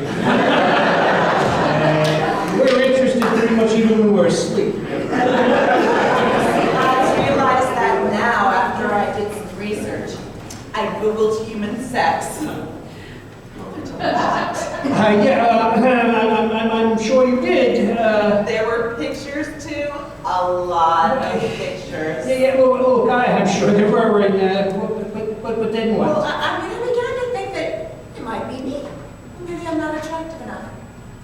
Mrs. Kirkland, let me assure you that even most dead men would find you attractive. So, that's definitely not the problem here. So in summary, you've been in a sexless marriage since your honeymoon? Well, we've done things, but not that. Well, yes, I understand. Mrs. Kirkland, is it possible that your husband might be gay and using you as a sort of blind to hide his true preferences from his friends and family? No. Well, there wouldn't be any reason for him to do anything like that. His family's very open-minded. In fact, his sister is openly gay and has been a long-time partner as well. Well, his brothers, he has 3. They all have children, so it can't be about legacy. But the intimacy issue, that's not the only thing bothering me. Mr. Garibaldi, I just feel like I'm going crazy. Well, Mrs. Kirkland, look, I'm not a psychiatrist, but I've dealt with a lot of crazy in my life, and you seem pretty sane to me. So, tell me, what else is bothering you? Look, call me Mike. Sometimes it's easier to talk about these types of personal things if you use somebody's first name. Thank you, Mike. Well, for instance, we live now in my husband's ancestral family home, as does all my husband's siblings, their families. It's a huge old mansion with more rooms than you could imagine. A place like that, you would expect dozens of servants running around cleaning, cooking, doing the gardening. For the whole place, there's only Harrison and butler. Well, but there must be a cook and, someone to do the shopping, that sort of thing. Makes sense. I've been around servants all my life, and I can tell you I've never seen anything like this. Breakfast served in the great dining room, buffet style each morning. The dining room doors are locked until 7:30, and when they're open, there are no servants there. Lunch is provided in one of the many sitting rooms. I never know which one until one of the family members tells me. And every course at dinner is served by Harrison. I've gone to the kitchen several times during the day, and there's never anyone in there. There may be things in the oven or cooking on the stovetop, but no one's watching them. Yet somehow every meal is perfectly cooked and without any problems. Well, in the cleaning, come on, rich families don't clean up their own mess, so there must be some sort of maids or janitorial staff? I asked about that because I never saw anyone do any vacuuming or dusting or anything. Well, the house is huge, but it's immaculately clean. When I asked my husband about it, he said that all the cleaning was done at night while the family slept. He said it was an old tradition so the family would never be inconvenienced with the noise or the servants in their way. But I've gone downstairs many times at night because I wanted to see the servants. I could hear voices and the sounds of industry, but when I walked into a room, there was no one there at all. I think I'm going out of my mind. Okay, look, I gotta admit, this is pretty weird. This guy, Harrison the butler, what's he like? Describe him to me, Do you know how long he's been with the family? How long he's been with the family? I don't know. But for some reason, I think it's been a long time. He seems to know everything about every activity in the house. He seldom speaks unless spoken to.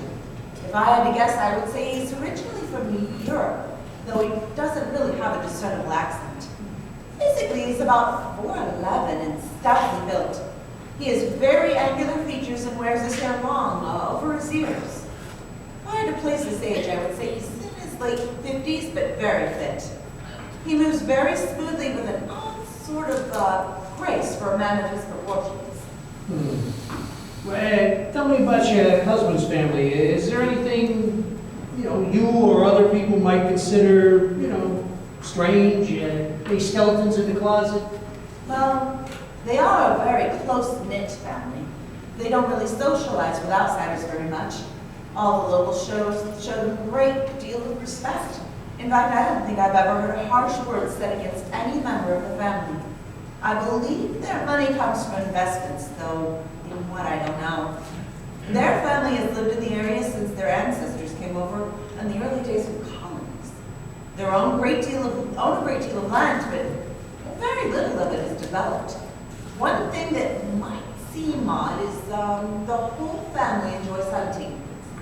Wait, hunting, you mean like going on safari, shooting deer and elk, that sort of thing? No.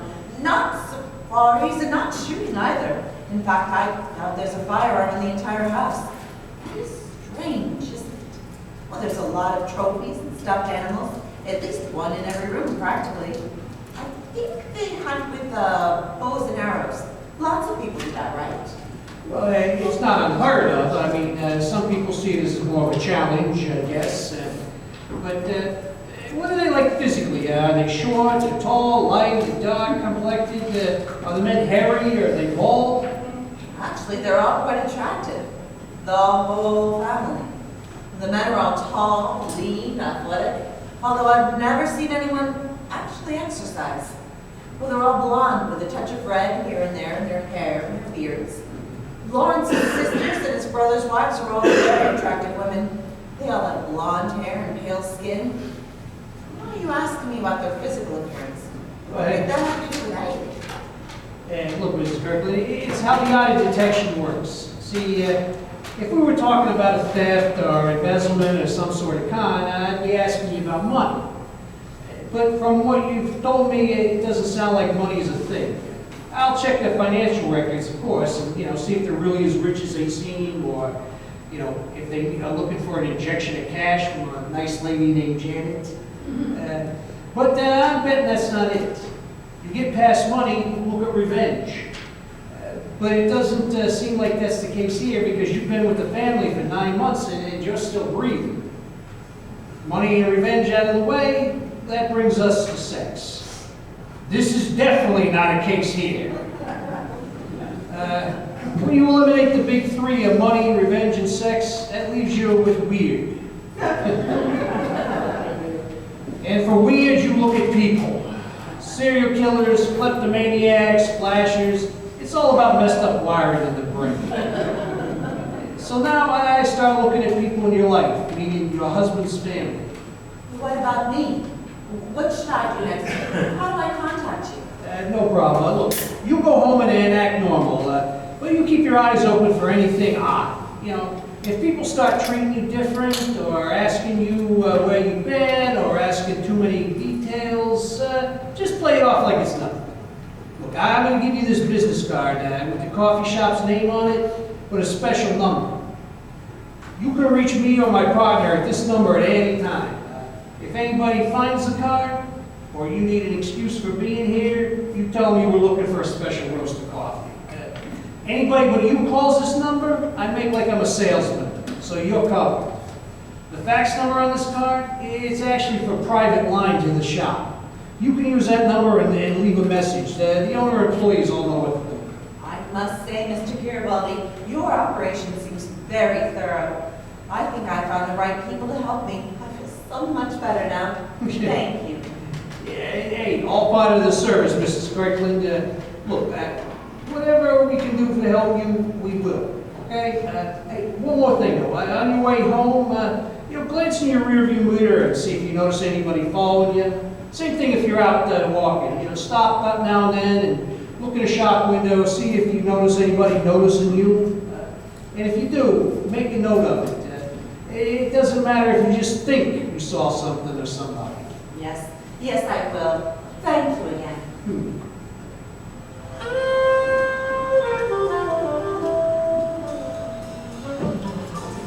So, I let Mrs. Kirkland leave first. She stepped out the front door, and I sipped my coffee for like 30 seconds. And then I walked back to the counter to talk to Vicky. Do you see the funny-looking guy anymore, or did he follow the young lady? I didn't see anybody, but the snow has picked up a bit, so it's hard to tell. What kind of case are you guys working, and who or what was that little guy? At the moment, that's a $75,000 question. We've got a husband who is not interested in playing house with his wealthy, attractive, and well-educated wife. Said wife is apparently living in a haunted house that cleans itself. And a disappearing dwarf that nobody but us chickens seems to see. Wait till I tell Tommy about this one. Well, be careful, Mike.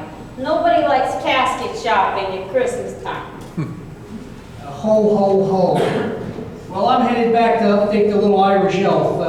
How about 2 cappuccinos to go? Oh, wait a minute, Mike. You've been telling this story for like 2 weeks, and now you're gonna stop for some coffee? Please, Mike. Friend Mike, please tell me, why don't you like snow? Make something up. I don't care. Just please bring this epic dome to a conclusion. Sammy, my friend, we have arrived at the destination. But I'm telling you, you're not going to believe it. But what do you know about camouflage? About distracting the human eye? Actually, quite a lot. I used to sell push-up bras for 35 years. Well, here's something you probably don't know. Snow, if you know how to use it, is a very efficient means of natural camouflage. The ice crystals, they reflect light, and if you can manipulate that, you become invisible. I found this out as I was walking back to my car that day, cappuccinos in hand.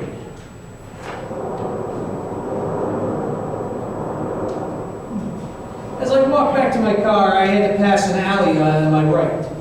You know, having been in the paranoid business for a lot of years, I instinctively moved a little to my left and I looked down the alley to make sure there's no surprises.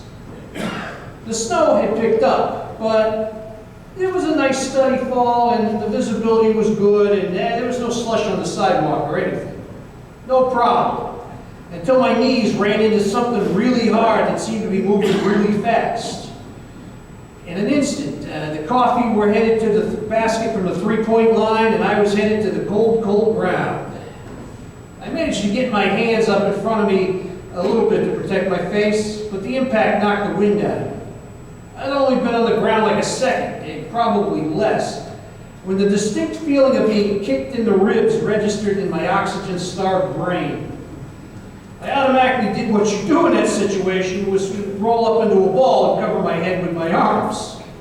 In this position, I couldn't see what was going on around me, but I could hear a weird sort of laughter, like the laughter of children if they smoke 3 packs a day.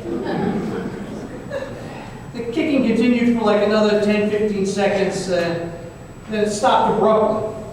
I got up as quickly as I could, ready for round 2, but there was nobody there. Oh, I hobbled back to my car with my shin throbbing, my ribs aching, bewildered, angry, worst of all, without coffee. Of course, when I returned to my office, I got the loving welcome from my ever-compassionate partner. Geez, what happened to you? You look like a fresh turd on a hot rock. Tommy, I love you, but die. I got ambushed and beaten by I don't know who. Well, give me a description. Maybe somebody we dealt with before was looking for revenge. I got a 9mm cure for that. Look, I don't have a description, because there was nobody there.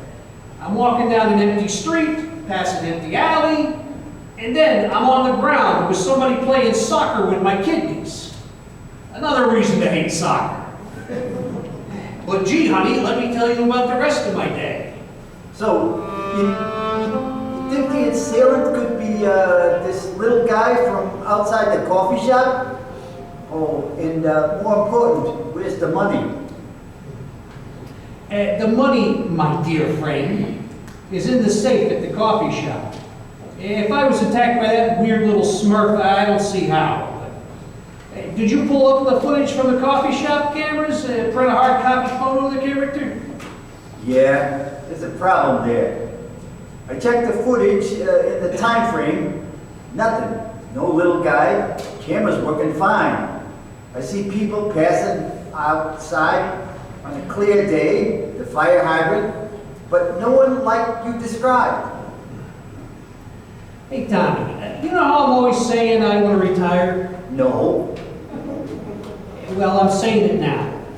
Look, I know I'm going to sound crazy, but I'm tasting 31 flavors of weird on this one. And not from any real information we have, just from the story that Janet Kirkland told me and the fact I got tap danced on by the Invisible Man. You're right. You sound crazy.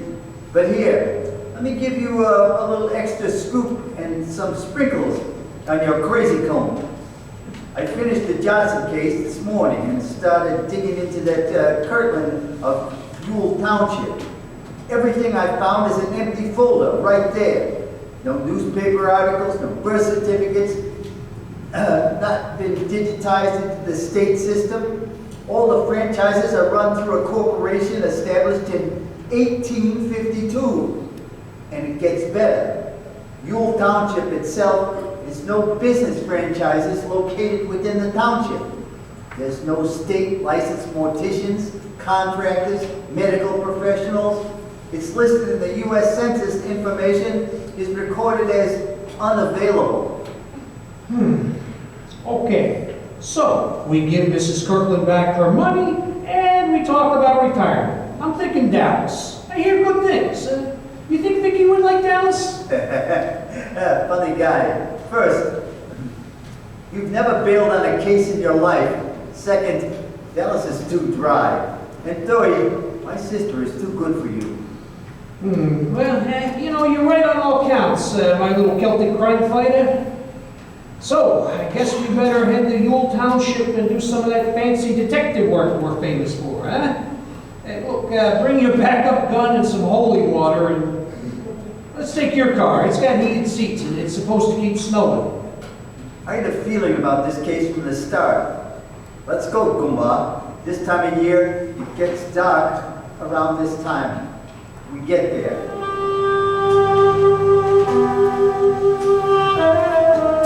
So, off we go to Ewell Township. At first, the trip is not so bad. Paved roads, lots of street lights, and very little traffic. But as we get closer to our destination, the road starts to twist and turn and go in every direction. You gotta realize something here. This road is so old, it started out as an animal trail, that turned into an Indian trail, that turned into a wagon trail, that turned into a state road nobody gives a damn about. So, the closer we get, the heavier the snow falls, the weaker the cell signal. Until we reach our actual destination, the one general store on the paved road at the edge of the township. All right, you quarterback this one. Look, the way I see it, cell phone service out here stinks. So an old store like this has got to have a landline. Courageously, I go in and chat up whoever is working and stick a Bluetooth bug near the phone. I make them a little suspicious, then I leave. If we were right about this whole place being one big conspiracy, then they pick up the phone and call their boss, and we get to listen in. I give it a few minutes, then I go back in like I forgot something and retrieve the bug. Meanwhile, I use this cell phone to try to get hold of Vicky and check in. And wait for your return with bated breath.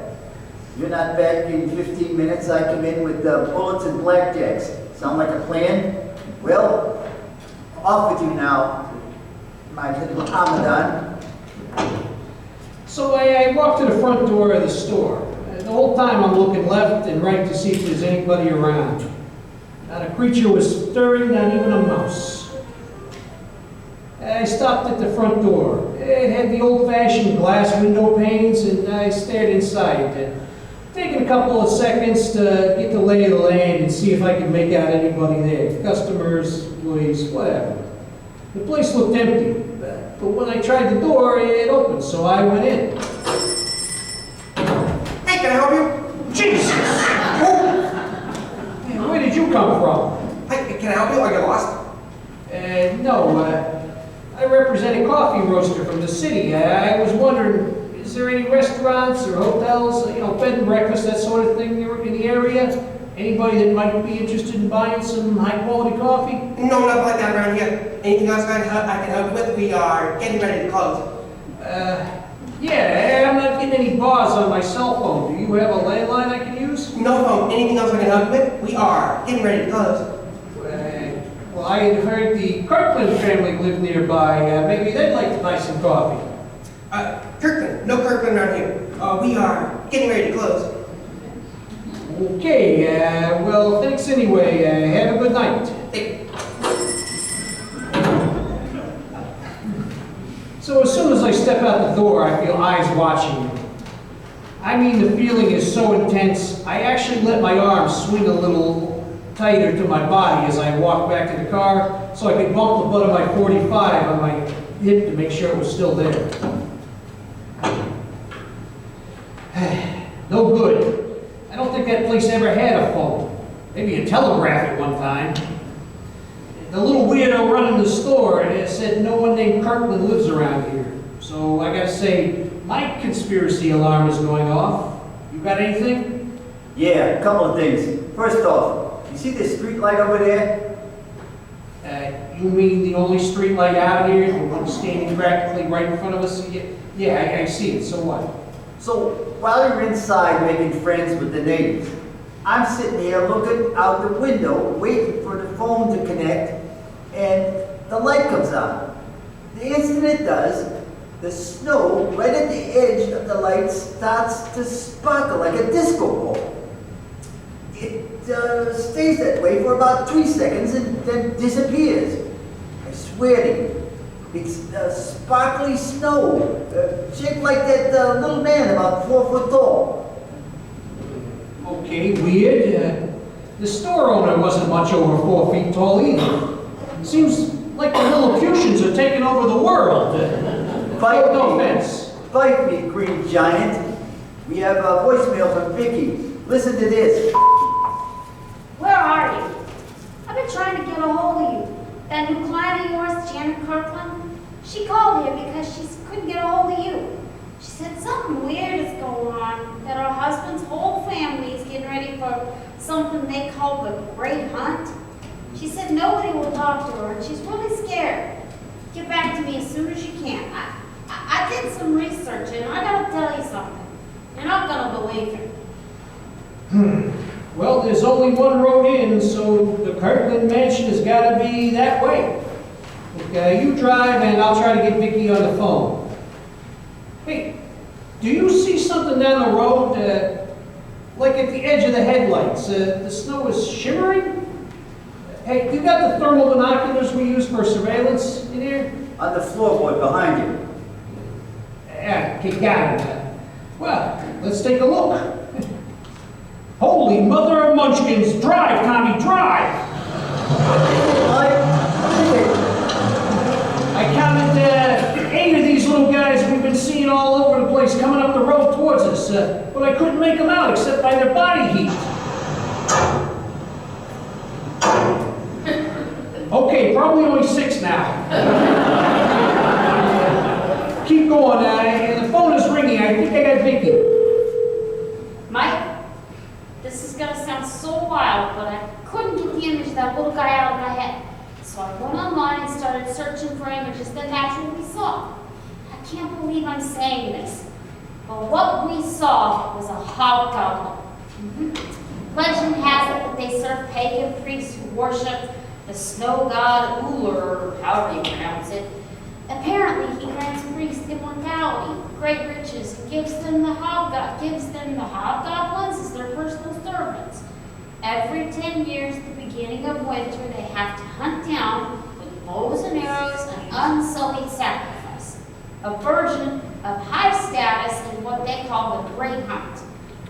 The Great Hunt. That's what Janet Kirkland said, Mike. You don't think this is for real, do you? Well, I think, real or not, Janet Kirkland is in for a real unhappy holiday if we don't get there quick. Any useful information on how to stop this? Just that if the priests fail, they lose the god's favor and their immortality. Oh, and the hobgoblins have this sort of magic camouflage. They can stand so still that the human eye can't see them unless you know what you're looking for. And in the snow, they're more or less invisible unless they're illuminated by infrared white light. That's why people used to use those little tin candle lanterns. Well, what should I do, Mike? Look, if you don't hear from us by morning, call Lieutenant Bowser and tell him where we were headed, but not what we were doing or any of this mystic stuff. Then clean out the coffee shop safe and the one in our office and move to Dallas. Ah, crap, I lost the signal. Dallas, too dry. There's a huge mansion straight ahead, and I'm thinking that that's our destination. So we're outnumbered. We have no idea what we're really up against, and may not be able to see our attackers. What's the plan there, General Patton? Well, since Dallas is off the table, I say we find the girl, shoot any bad guys that get in the way, and extricate ourselves from the situation as quickly as possible. And then meet Vicky for Wallace. I'll pull up short at the door, I'll pop the trunk, you go around the back of the car, grab the shotgun, and I'll cover you. And don't die. And roger that. Here we go.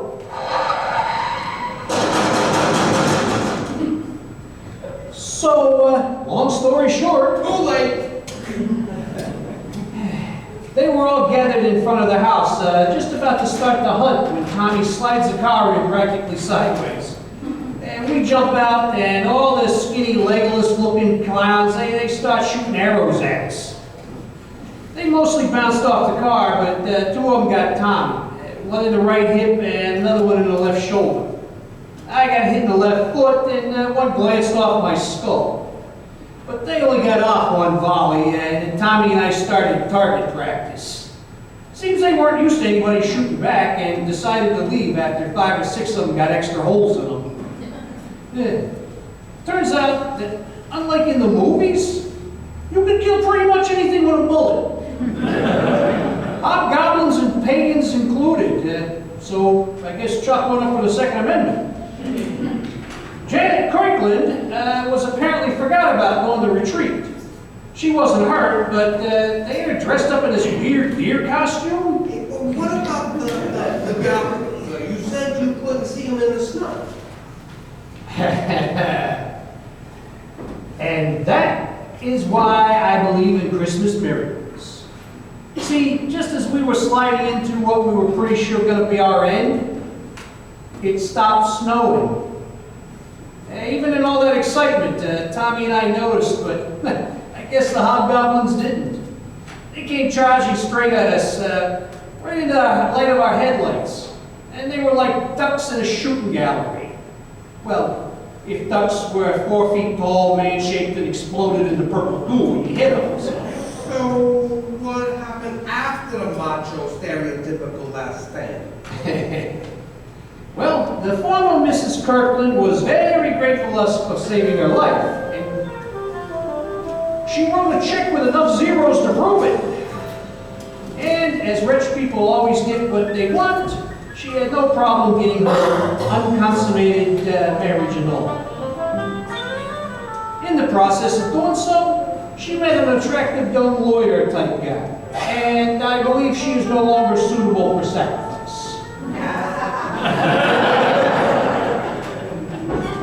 As for us, enough was enough. We closed the agency and the coffee shop and took the small fortune we received for the job and moved south to lands where snow never touches the ground. And while Tommy was right, his sister is too good for me. Turns out Vicky likes the beach. So now we live in a little condo that looks out on the Gulf of Mexico. And Tommy, he decided Dallas wasn't too dry after all.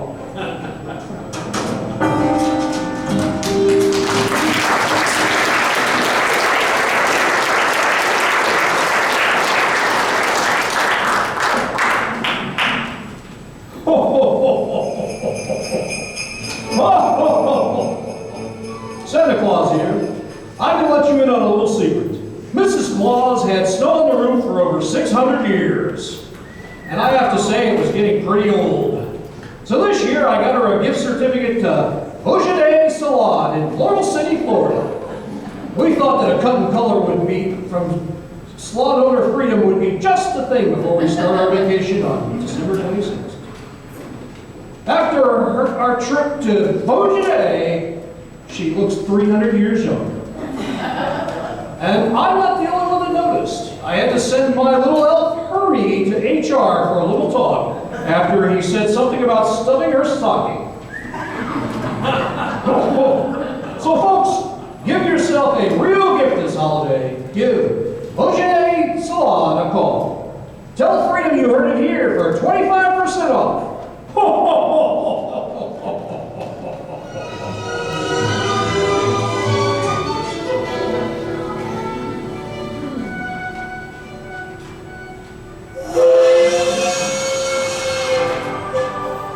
Folks, are you looking for something different in fun and entertainment? Pull your caboose into the train station. Located in beautiful downtown Inverness, right next to Liberty Park. The train station offers food, a bar, duck pin bowling, and that's just the beginning. Check out their lunch specials, soft serve ice cream, and fun games. So get your steam up and chug on over to the train station, Tuesdays through Sunday after 10 a.m. That's the train station, 218 North Apopka Avenue, Inverness, Florida.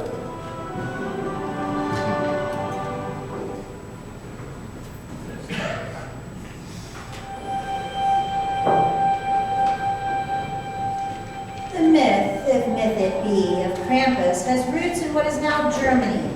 In Germanic tradition, Saint Nicholas is a benevolent figure who gives gifts and sweets to good children. Krampus, his malevolent counterpart, beats and kidnaps naughty children. In essence, their story recounts how they travel together, working as a team, rather than as opposing forces. One bearing rewards, while the other brings fear and punishment. Per tradition, the Yuletide duo arrives on December 5th, which is known as Krampus Night.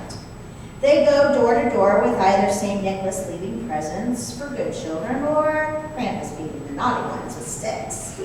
However, in some lore, Krampus might actually eat them, or perhaps worse, drag them to the underworld and make them his slaves. Once Krampus has done with his mischief, the Germanic people would then celebrate St. Nicholas Day on December 6th. The children who, through good behavior, managed to avoid Krampus, or those naughty children that survived his punishments, would awaken to gifts and celebration. Historically, during the 12th century, the church tried to eliminate Krampus celebrations. These attempts failed, and the tradition continues to this day in Europe. If anything, interest in Krampus grew, and in fact, in 1890, when the Austrian postcard industry was deregulated, Krampus cards became one of their most popular items. Images of the cards often showed children being kidnapped by terrifying Krampus. The celebrations of Krampus diminished somewhat after World War II, but soon during the folk culture movements of the 1950s and 60s, festivals and Krampus runs were seen as a way to resurrect the old traditions in an attempt to preserve cultural heritage.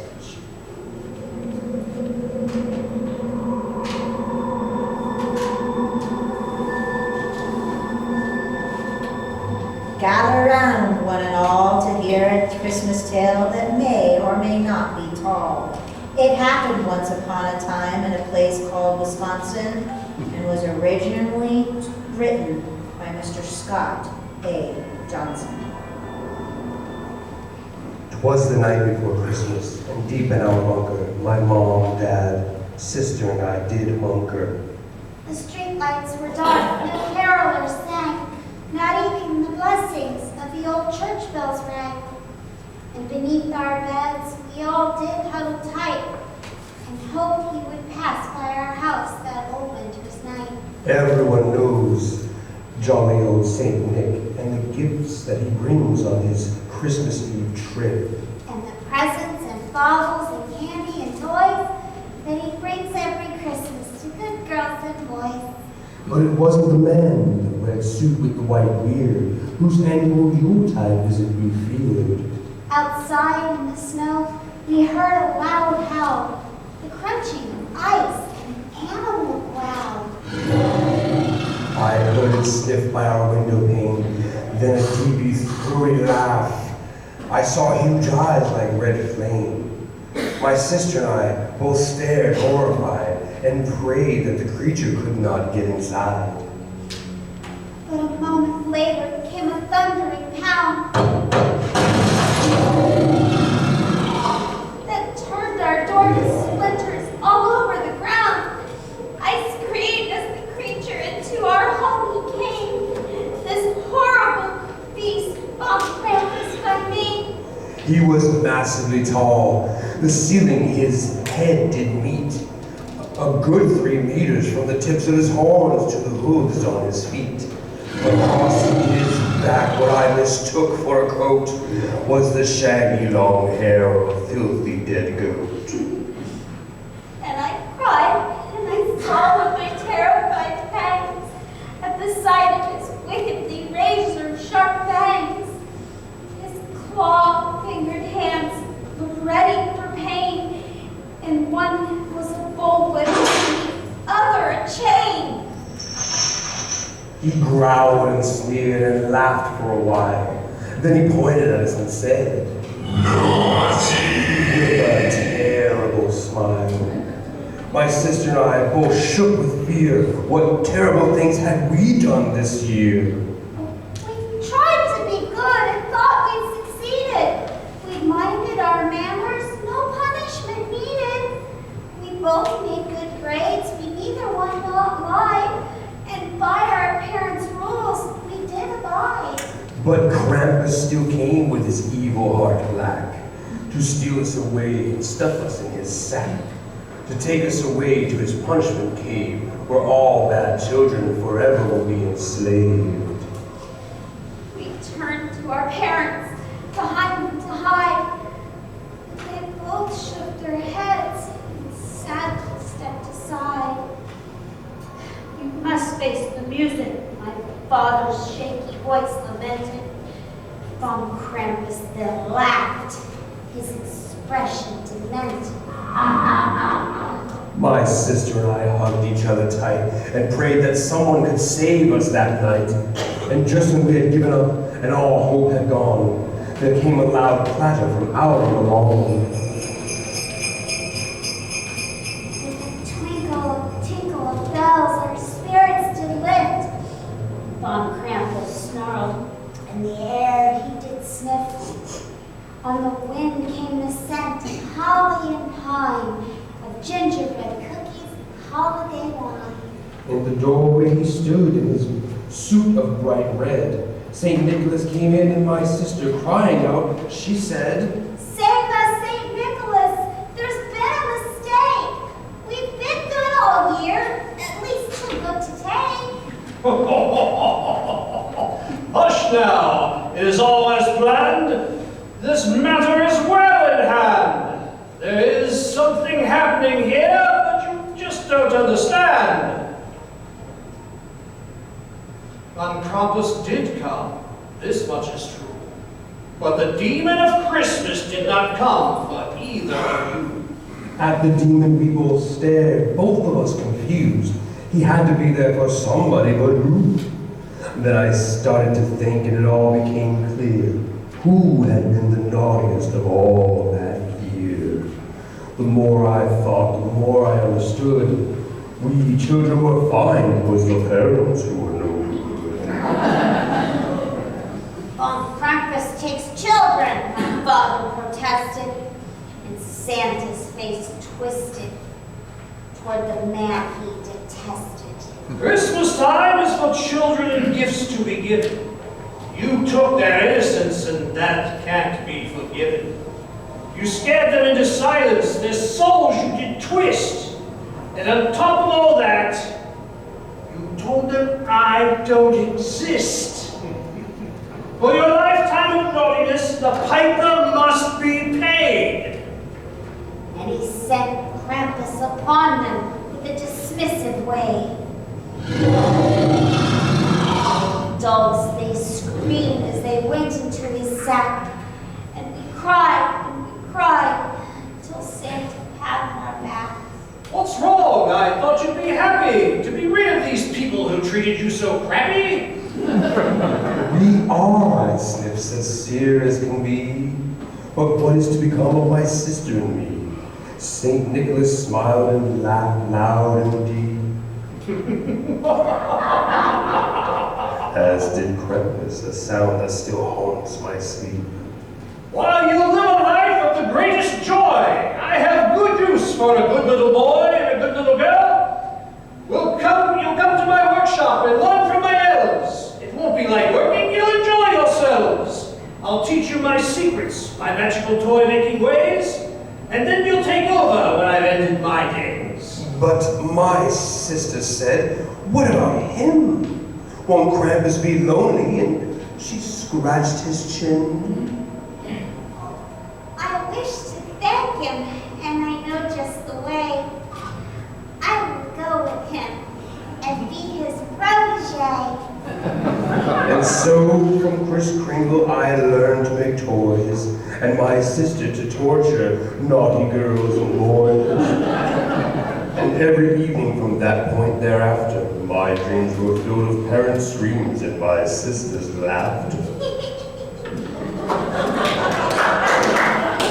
And so this ends our happy Christmas story. And if you're nice and not naughty, then you have no need to worry. But if your heart is full of darkness and you're an evil mister, you can try to hide, but soon on Krampus you'll meet and my sister.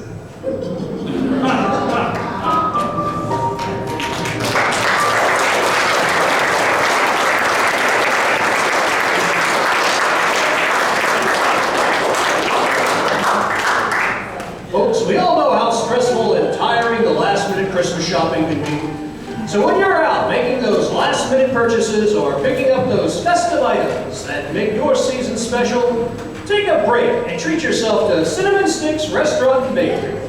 Whether it's a tasty and healthy breakfast or lunch for yourself, or a basket of delicious baked goods that can spice up any Christmas party, Cinnamon Sticks Restaurant and Bakery is your one-stop shop. That's right, Ron Milne, proprietor and chef extraordinaire, can help make any holiday brighter with his wonderful restaurant and bakery located on Highway 41, just south of Inverness. That's Cinnamon Sticks Restaurant and Bakery, making your Christmas a true holiday.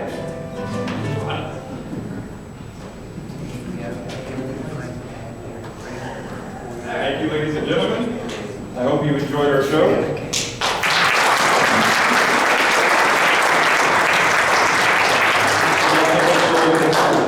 On December 30th at the Valerie, we're going to do a comedy show. Rex, you want to tell them about that? On December 30th, we will be across the street at the Valerie Theater for Last Laughs of 22. Tickets are only $10, and this will be a one-night-only show. You can go to the Valerie website to reserve your seats or show up at the door and try to buy a ticket, but that's something will be sold out now. It's already there. The show starts at 7 o'clock. Now, if you would please give up some special holiday love for our cast. Our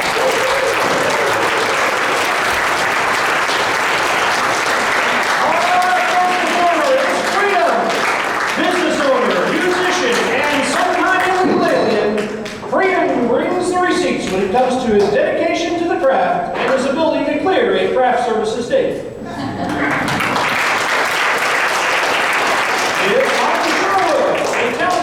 Actress and our de facto executive secretary, Holly is a mainstay of local stages and several taverns. Mrs. Jennifer Wallerman. With a master's degree and a mastery of the microphone, Jen is our newest member and is small enough to ride in the overhead compartment when we travel.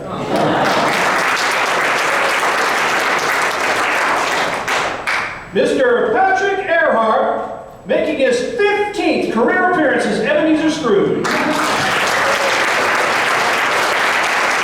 Pat is a multi-talented Christmas elf, and he's this year's most recommended stocking stuffer. Ms. Rachel Ann Vasquez, local professional by day, talented actress by night. Rachel's superpowers include memorizing lines, projecting her voice, and fighting off handsy directors.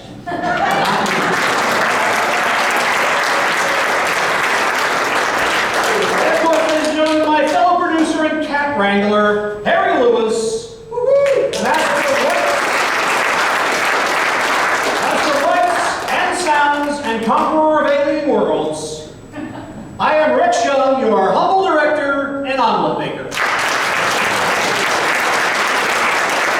Thank you very much for being here. We appreciate it. Everybody has a Merry Christmas, Happy Hanukkah, Great Solstice, Happy New Year.